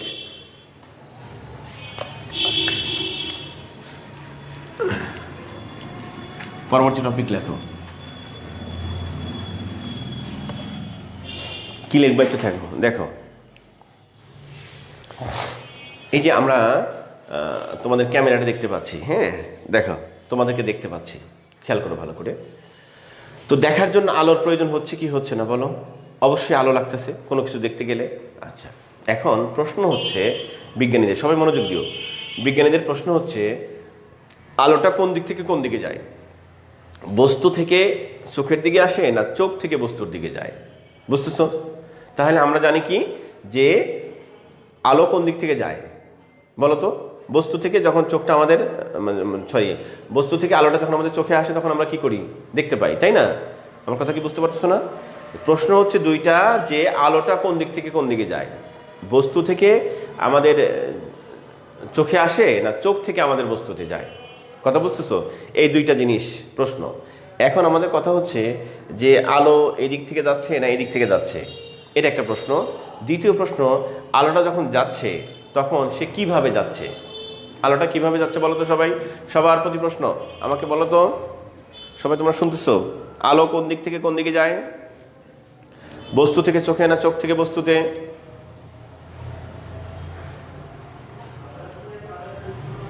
লেখো সবাই, কমেন্টে লেখো, যে একজন লিখলেই হবে। শুনতে পাচ্ছ তোমরা? আচ্ছা আচ্ছা, একটু লেটে যায় ফেসবুক লাইভ। আচ্ছা ঠিক আছে, মাইক্রোওয়েভ, হ্যাঁ আচ্ছা, ক্লিকসো চোখে, আচ্ছা বস্তু থেকে চোখে, আচ্ছা ঠিক আছে, বস্তু থেকে চোখে, আচ্ছা ঠিক আছে ঠিক আছে, থ্যাংক ইউ। শোনো, এখন এই যে সবাই একটু মনোযোগ দিবা, যে আলোগুলো কোন দিক থেকে কোন দিকে যায়, কোন দিক থেকে বস্তু থেকে আমাদের চোখে আসলো আলোটা, এখন আসার সময় সেটা কিভাবে আসলো, কিভাবে আসলো? তো বিজ্ঞানীরা এইটাই বুঝছেন, 4জন বিজ্ঞানী বললেন, 4টা সময় হয়েছে, থ্যাংক ইউ, ভালো লিখতে পারেন তখন। তো বিজ্ঞানীরা বললেন যখন আলোটা বস্তু থেকে আমাদের চোখে আসার সময় কিভাবে আসে? কেউ কেউ বললেন এটা আসে তরঙ্গ আকারে, কেউ কেউ বললেন কণা আকারে, কেউ কেউ বললেন এই আকারে, কেউ বললেন এই আকারে, কেউ বললেন সেই আকারে। এরকম 4টা বিজ্ঞানী 4টা অপিনিয়ন দিলেন, মতামত দিলেন। কিসের উপরে ভিত্তি করে? যে আলোটা কিভাবে আমাদের চোখে এসে পৌঁছায়, কোনো বস্তু থেকে, অবস্টাকল থেকে, অবজেক্ট থেকে বস্তুটা, আলোটা কিভাবে আমাদের চোখে এসে পৌঁছায়, what is the process, what is the mechanism, কোন কৌশল, কোন প্রসিডিওরে সে আমাদের চোখে আসে, এইটা নিয়ে 4জন বিজ্ঞানী 4টা কথা বলছিলেন। সেই 4টা কথাকে, 4টা এক্সপ্লেনেশনকে, ব্যাখ্যাকে, ক্রিটিসিজমকে আমরা বলে থাকি থিওরি অফ লাইট, আলোর তত্ত্ব। এখান থেকে একটা প্রশ্ন হয়, এবং এটা রিটেনেও হয়, প্রিলিতেও হয় আর কি। হ্যাঁ, তো লেখো সবাই, লেখো প্লিজ, এখনকার টপিকের নাম লেখো, থিওরি অফ লাইট বা আলোর তত্ত্ব, আলোর তত্ত্ব, theory of light, theory of light, theory of light, আলোর তত্ত্ব। আলোর তত্ত্বের একটু সংজ্ঞাটা লিখে নাও সবাই, সবাই একটু সংজ্ঞাটা লিখে নাও প্লিজ। হ্যাঁ, কোনো বস্তু বা উৎস হতে, সবাই লেখো, সংজ্ঞাটা লিখতে থাকো। কোনো বস্তু বা উৎস হতে আলো কিভাবে আমাদের চোখে এসে পৌঁছায়, সবাই লেখো, পয়েন্ট করতে হবে না, সিম্পলি লেখো। কোনো বস্তু বা উৎস হতে আলো কিভাবে আমাদের চোখে এসে পৌঁছায় তাহা বিজ্ঞানীগণ যে প্রক্রিয়ায় ব্যাখ্যা করেন। সবাই লিখো, কোনো বস্তু বা উৎস হতে আলো কিভাবে আমাদের চোখে এসে পৌঁছায় তাহা বিজ্ঞানীগণ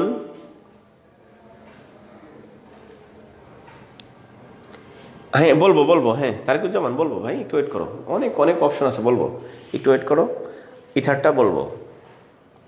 আচ্ছা, আজকে ক্লাউডা আমরা কি আছে ক্লাস আর ইলেকট্রিসিটি। আচ্ছা, এটা আমি ইয়ার মধ্যে টেম্পারেচার ক্লাস অথবা ইলেকট্রিসিটি ক্লাসে এই প্রসঙ্গটা আনবো, অটো নিয়ে আসবো। দেখো আজকে শুনে নাও। তো কি বলছিলাম, সবাই লেখো, কোনো বস্তু বা উৎস হতে, লেখো, কোনো বস্তু বা উৎস হতে আলো কিভাবে আমাদের চোখে এসে পৌঁছায়, আলো কিভাবে আমাদের চোখে এসে পৌঁছায় তাহা বিজ্ঞানীগণ যে প্রক্রিয়ায় ব্যাখ্যা করেন, তাহা বিজ্ঞানীগণ যে প্রক্রিয়ায় ব্যাখ্যা করেন তাকে আলোর তত্ত্ব বলে।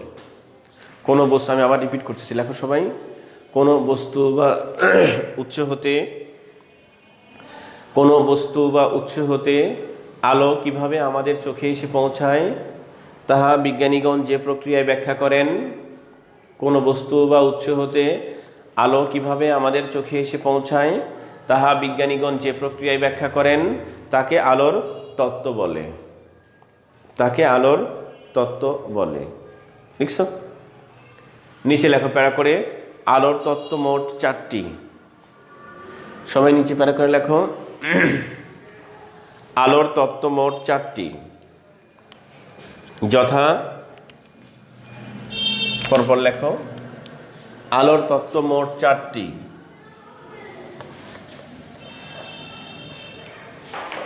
আলোর তত্ত্ব মোট 4টি, যথা, 1 নম্বরে লেখো কণা তত্ত্ব, 2 নম্বরে লেখো তরঙ্গ তত্ত্ব, 3 নম্বরে লেখো তাড়িত চৌম্বক তরঙ্গ তত্ত্ব,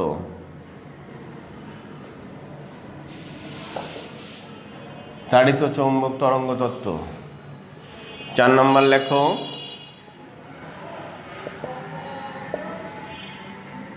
কোয়ান্টাম তত্ত্ব। এই 4টা তত্ত্ব, হ্যাঁ একটু খেয়াল করো, তরঙ্গ তত্ত্ব, কোয়ান্টাম তত্ত্ব। দেখো, কণা তত্ত্ব, তরঙ্গ তত্ত্ব, তাড়িত চৌম্বক তরঙ্গ তত্ত্ব, কোয়ান্টাম তত্ত্ব। সবাই একটু খেয়াল করো। তাহলে আলোর মোট প্রধান তত্ত্ব হচ্ছে 4টা। এই তত্ত্বগুলো কি কি খেয়াল করো।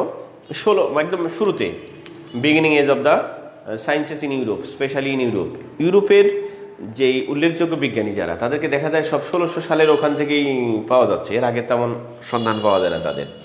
তো এখানে বিজ্ঞানী স্যার আইজ্যাক নিউটন, সে কোন দেশের বিজ্ঞানী? নিউটন হচ্ছে ইংল্যান্ডের বিজ্ঞানী। ইউনাইটেড কিংডম আছে না, ইউনাইটেড কিংডমের ইংল্যান্ড যেটা আর কি সেইটা, তো এর লন্ডন সিটিতে তার বাসা। তো এই বিজ্ঞানী, ইংল্যান্ডের বিজ্ঞানী নিউটন 1672 সালে, 40-এ জন্ম, তারপরে এখানে 42-এ জন্ম আর কি। তাহলে 1672, এর জন্মটা পরীক্ষা আসছে অবশ্য 1642, বুঝতেছ? 1642, এর 30 বছর পরে এসে তার এই 1672 সালে ইংল্যান্ডের বিজ্ঞানী সে প্রথম থিওরি দিল যে আলো যখন আমাদের কোনো বস্তু থেকে আমাদের চোখে আসে, তখন আসার সময় সে ধূলিকণা আকারে, মানে উদাহরণটা দেওয়া যায় এরকমভাবে, তুমি যদি জানালা খুলে থাকো এখন, এবং তুমি ওই সূর্যের আলো যদি তোমার বিছানার উপর আসে পড়তে থাকে, দেখবা সকালে বা বিকেলের সময় বেশি বোঝা যায়, সাইড থেকে তাকিয়ে দেখবা মনে হচ্ছে যেন তোমার বিছানার উপরে ধুলাবালিগুলো পড়তেছে, আলো তো না, যেন কি ধুলাবালিগুলো পড়তেছে তোমার বিছানার উপরে, এরা মনে হচ্ছে। মানে অসংখ্য ধূলিকণার মধ্যে অবলোকন করা যায় যে এই ধূলিকণাগুলো রসি রসি আসতেছে। তো বিজ্ঞানী স্যার আইজ্যাক নিউটন, যেহেতু এটা শুরুর কথা, একদম বিগিনিং এজ, এই জন্য তখন বিজ্ঞানী নিউটন তার এক্সপ্লেনেশনে যে কথাগুলো বলছিল, তার মধ্যে মূল কথাটা বলছিলেন যে কণা তত্ত্ব, অর্থাৎ আলো সবসময় কণা আকারে সামনের দিকে প্রপাগেট করে। এই কথাটা সে বলেছিল কত সালে? 1672 সালে। তাহলে এখানে কণা তত্ত্বের কথাটা 1672 সালে উল্লেখ করা হয়। কে উল্লেখ করেন? Sir Isaac Newton. বুঝতেছ? নিউটন, বাড়ি কোথায়? ইংল্যান্ড। আচ্ছা, এই কথাগুলো আমাদের পরীক্ষায় কিন্তু আসছে। তাহলে ইংল্যান্ডের বিজ্ঞানী, দেখো তরঙ্গ তত্ত্ব হচ্ছে বিজ্ঞানীদের কাজই হলো সবসময় ক্রিটিসিজম, একজন একটা কিছু করে যাবে আর একজন এসে তার ক্রিটিসিজম করবে, সমালোচনা করবে। তো কখনো দেখাতে পারবা না একটা বিজ্ঞানী কোনো একটা থিওরি দিয়েছে সবাই মেনে নিচ্ছে, মানে নাই কখনো, এটার একটা বিরোধিতা শুরু করছে যে কোনোভাবেই হোক। অবশ্যই বিরোধিতার কারণেই ভালো কিছু আসছে, এই বিরোধিতাকে খারাপভাবে নিব না আমরা। তো বিজ্ঞানী নিউটন তার একসাথে যখন সে ইংল্যান্ডে পড়ালেখা করতো, ইউনিভার্সিটি ফ্রেন্ড, ওর বাড়ি আবার ছিল হচ্ছে নেদারল্যান্ড। নেদারল্যান্ডে তো জানোই কোথায়। তো নেদারল্যান্ডে তার ফ্রেন্ড ছিল, তার নাম ছিল হচ্ছে হাইগেন, একসাথে পড়াশোনা করেছে। এই নেদারল্যান্ডের সেই তার বন্ধু হাইগেন, সে 6 বছর পরে, জাস্ট 6 ইয়ার্স লেটার্স, 6 বছর পরে, এটা যদি 72 সাল হয়, 6 বছর পরে এসে কত সাল হবে? 1678 সাল। 78 সালে এসে এর বন্ধু সে বললো যে friend, I am sorry to say that, সে বললো যে বন্ধু আমি দুঃখিত, আন্তরিকভাবে দুঃখিত, you are not right, I am absolutely right. বুঝছো, তার কথা হচ্ছে বন্ধু তোমার কথাটা ঠিক না, আমারটা সঠিক। তোমারটা কি? তুমি বলেছিল আলো কণা আকারে আসে, এটা ভুল কথা, আলো কণা আকারে আসে না, বরং তরঙ্গ আকারে আসে, এটা সে বলছে। এই জন্য ওই যে সে যতগুলো কথা বলছিল তার মধ্যে একটা কথা ছিল তরঙ্গ। এই জন্য ওখান থেকে আমরা পরবর্তী বিজ্ঞানীরা ওনারা নাম দেয় না এটা তরঙ্গ তত্ত্ব, পরবর্তী বিজ্ঞানীরা নাম দিয়েছে আর কি তার কথাগুলোর। ওই এক্সপ্লেনেশনটার নাম দিয়েছে কণাতত্ত্ব, এই এক্সপ্লেনেশনটার নাম দিয়েছে ওয়েব থিওরি, বা আমরা বলে থাকি হলো তোমার তরঙ্গ তত্ত্ব। 1678 সালে তাহলে বিজ্ঞানী হাইগেন, বাড়ি কোথায়? নেদারল্যান্ড। নেদারল্যান্ড খুবই গুরুত্বপূর্ণ। তাহলে এই তো ডুয়েলিটি হয়ে গেল, যে দ্বৈত ধর্ম বলছিলাম কিছুক্ষণ আগে, একজন বলল কণা, আরেকজন বলল কি তরঙ্গ। পরবর্তীতে প্রমাণ হলো 1900 সালে এসে যে দুইটাই সঠিক। এই জন্য বলা হয় আলোর দ্বৈত ধর্ম বিদ্যমান, মানে কণা ধর্ম বিদ্যমান আছে, তরঙ্গ মানে ধর্ম বিদ্যমান আছে। তাহলে পরীক্ষায় যদি আসে যে কোন শক্তির ডুয়েলিটি বিদ্যমান, মানে দ্বৈত ধর্ম বিদ্যমান কোন শক্তির ক্ষেত্রে প্রযোজ্য, বুঝতেছ? তরঙ্গ, আলো, বিদ্যুৎ, এরকম 4টা জিনিস লেখা থাকলো। তাহলে যারা ক্লাস করেছো শুধুমাত্র তারাই আনসার করতে পারবা, অথবা যে ফিজিক্সের স্টুডেন্ট সে পারবে, আদারওয়াইজ অন্য কেউ কিন্তু পারবে না, বই পড়লে পাবে না সেটা। তাহলে এখান থেকে আলোর দুইটা ধর্ম বোঝা যাচ্ছে কিন্তু। এরপরে দেখো তাড়িত চৌম্বক এবং আলোর বেগ একটা আমরা পেয়েছিলাম না, কিছুক্ষণ আগে লিখলাম, সেই বেগটাও প্রথম এই বিজ্ঞানী উল্লেখ করেন, 3 × 10⁸ মিটার পার সেকেন্ড, এই কথাটা সে বলে।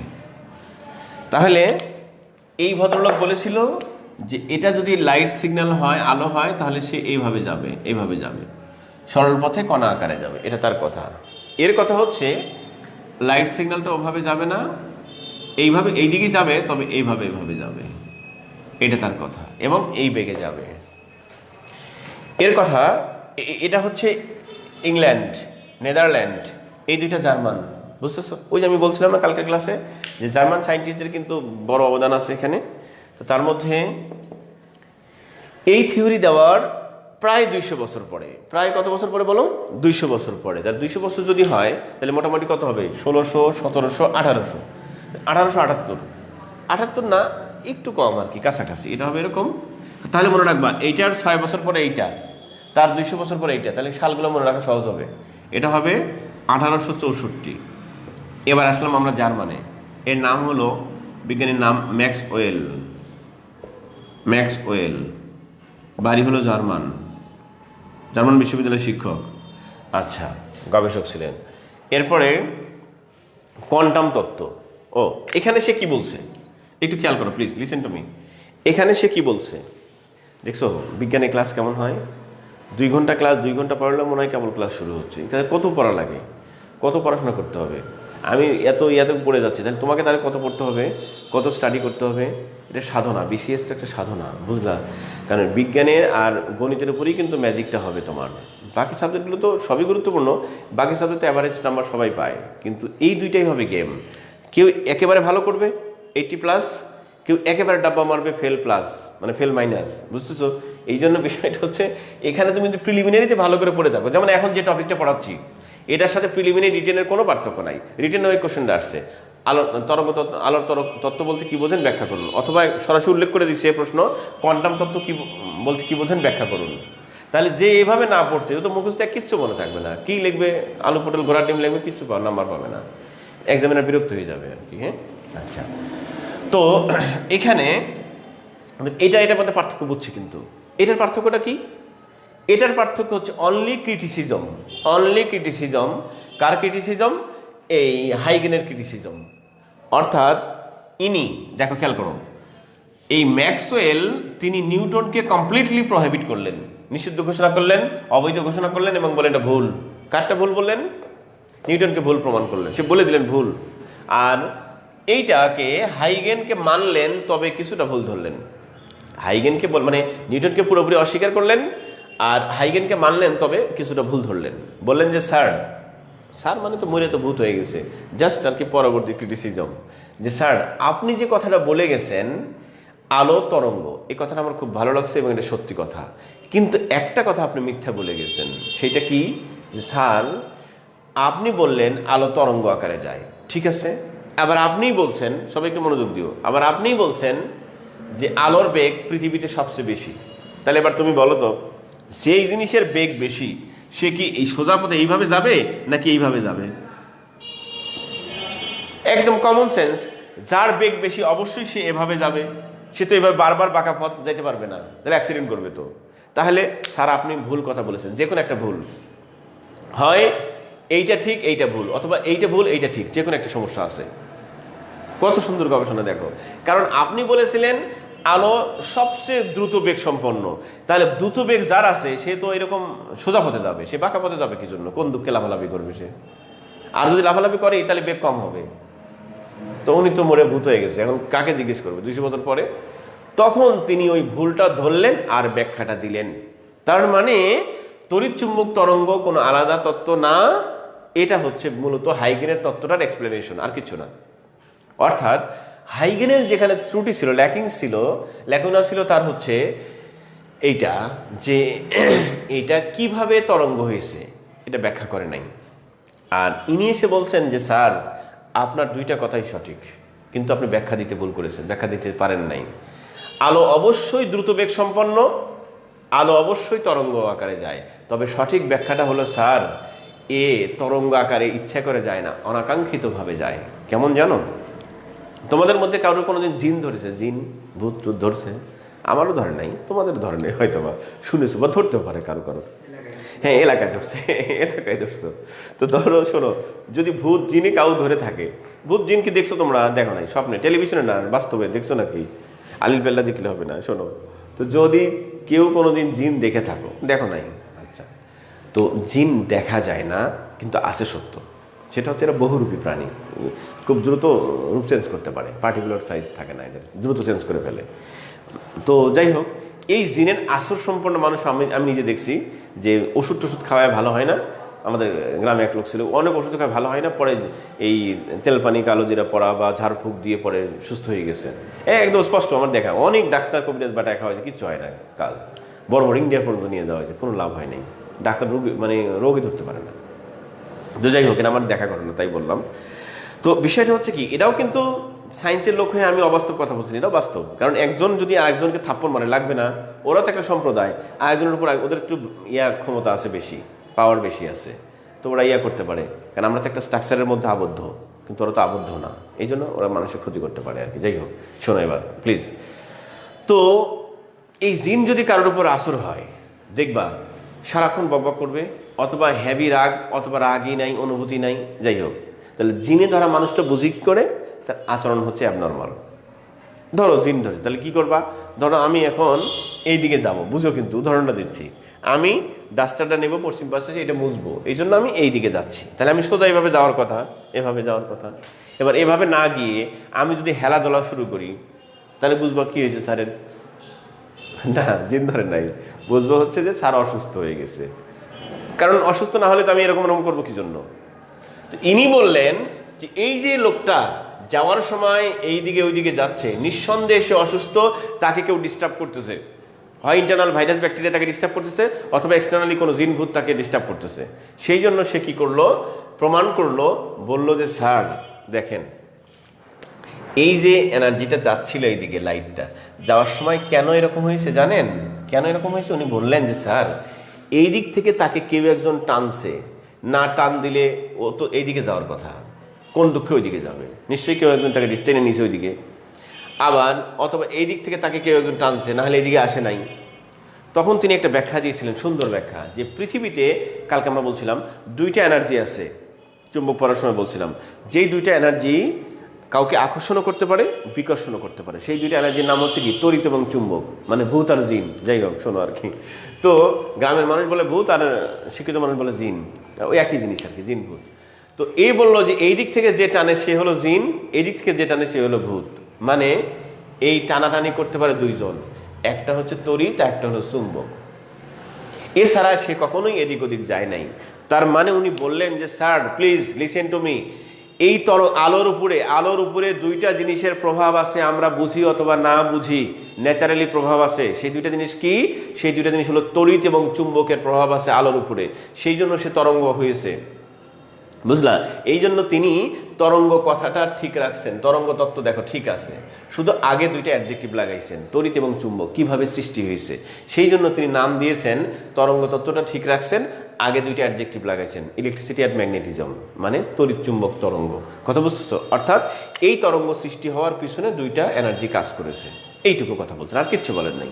তার মানে ম্যাক্সওয়েলের অবদান দুইটা, নিউটনকে তিনি অস্বীকার করেছেন, হাইগেনকে স্বীকার করেছেন, তবে এক্সপ্লেনেশনটা তিনি সঠিকভাবে দিয়েছেন, আর কিছু না, জাস্ট এটা। এবং এটা খুবই ইম্পর্টেন্ট একটা থিওরি। হ্যাঁ, আচ্ছা, আমাদের পরীক্ষা অনেকবার আসছে, রিটেনে আসছে, পিলিতে আসছে অনেক। এরপর আসবো আমরা কোয়ান্টাম তত্ত্ব। দেখো কোয়ান্টাম তত্ত্ব একটু খেয়াল করো প্লিজ, এখন শেষ করে দেবো, দাঁড়ো। কোয়ান্টাম তত্ত্ব এটা হচ্ছে 1900 সালের ঘটনা। কত সালে? 1900 সালে। এটাও জার্মানের কাহিনী। বিজ্ঞানীর নাম হচ্ছে, ইনিও জার্মান বিশ্ববিদ্যালয়ের শিক্ষক, ম্যাক্স প্ল্যাঙ্ক।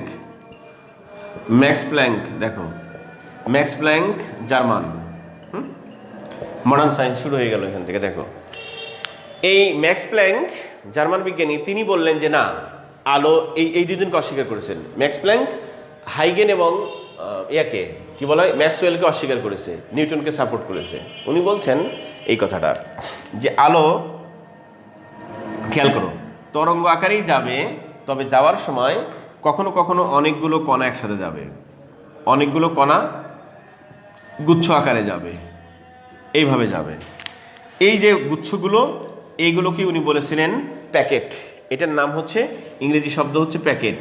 খেয়াল করো, ইংরেজি শব্দ হচ্ছে প্যাকেট, জার্মান ভাষায় একে বলা হয় কোয়ান্টাম। বাংলায় পরে ইংলিশে এটা নিয়ে আসা হয়েছে কোয়ান্টাম, বাংলায় বললে বলি গুচ্ছ। তার মানে উনি কি এক্সপ্লেনেশন করলেন? উনি এক্সপ্লেইন করলেন যেটা, তা হচ্ছে যে কোয়ান্টাম তত্ত্ব বলতে বোঝায় আলো কণা আকারেই যাবে, তবে সেই কণাগুলো সিঙ্গেল সিঙ্গেল যাবে না, অনেকগুলো কণা একসাথে যাবে। বুঝতেছো? এই কণাগুলো যখন একসাথে যায়, হঠাৎ করে, মানে ওই পুঁটি মাছ কই মাছের ঝাঁক দেখছো না, অনেকগুলো একসাথে, তারপরে ফাঁকা, আবার একটু ঝাঁক, এরকম। উনি বলেন কণা আকারে যাবে, তবে কণাগুলো সিকোয়েন্স, এক সিরিয়ালে যাবে না, অনেকগুলো গুচ্ছ গুচ্ছ আকারে যাবে, এইভাবে। এবং এইটি সঠিক কথা, বুঝতেছো? তো এখানে উনি যা বলছিলেন, সেখানে এই কণাগুলো, গুচ্ছগুলোকে তিনি নাম দিয়েছিলেন প্যাকেট, জার্মান ভাষায় তিনি বলছিলেন কোয়ান্টাম। তাহলে যাহা কোয়ান্টাম তার নামই প্যাকেট, তার নামই হচ্ছে গুচ্ছ, একই কথা, বোঝা যাচ্ছে? এটার উপরে কেন্দ্র করেই আমরা গতকালকে যে হিন্স দিয়েছিলাম, এটার উপরে কেন্দ্র করেই এই কোয়ান্টাম নিয়ে গবেষণা শুরু করলেন প্রথম আইনস্টাইন। এইটা গবেষণা করতে গিয়েই 1905 সালে তিনি দুইটা সূত্র আবিষ্কার করলেন। তারপরে যা হোক, এটা নিয়েই মূলত সব যুদ্ধ বিগ্রহ যা হয়েছে সেইটা, বোঝা যাচ্ছে আইনস্টাইনের অবদান। তাহলে কোয়ান্টাম মানে যেটা, এইটা আবিষ্কার করেন হচ্ছে কে? Max Planck. আর এটার উপরে গবেষণা করেন আইনস্টাইন, যা গবেষণা করে ওই দুইটা সূত্র দিয়েছিলেন। তাহলে এটা হচ্ছে সংক্ষিপ্তভাবে তোমাদের আলোর তত্ত্ব নিয়ে যে কথাগুলো, সালে কোশ্চেন যা ছিল আমি সবের মধ্যে উল্লেখ করে দিয়েছি। হ্যাঁ, তোমরা একটু সাজায় নোট করে নিও, আর একটু স্ক্রিনশটটা নিয়ে নাও, সবাই স্ক্রিনশটটা নিয়ে নাও, স্ক্রিনশটটা নিয়ে নাও প্লিজ।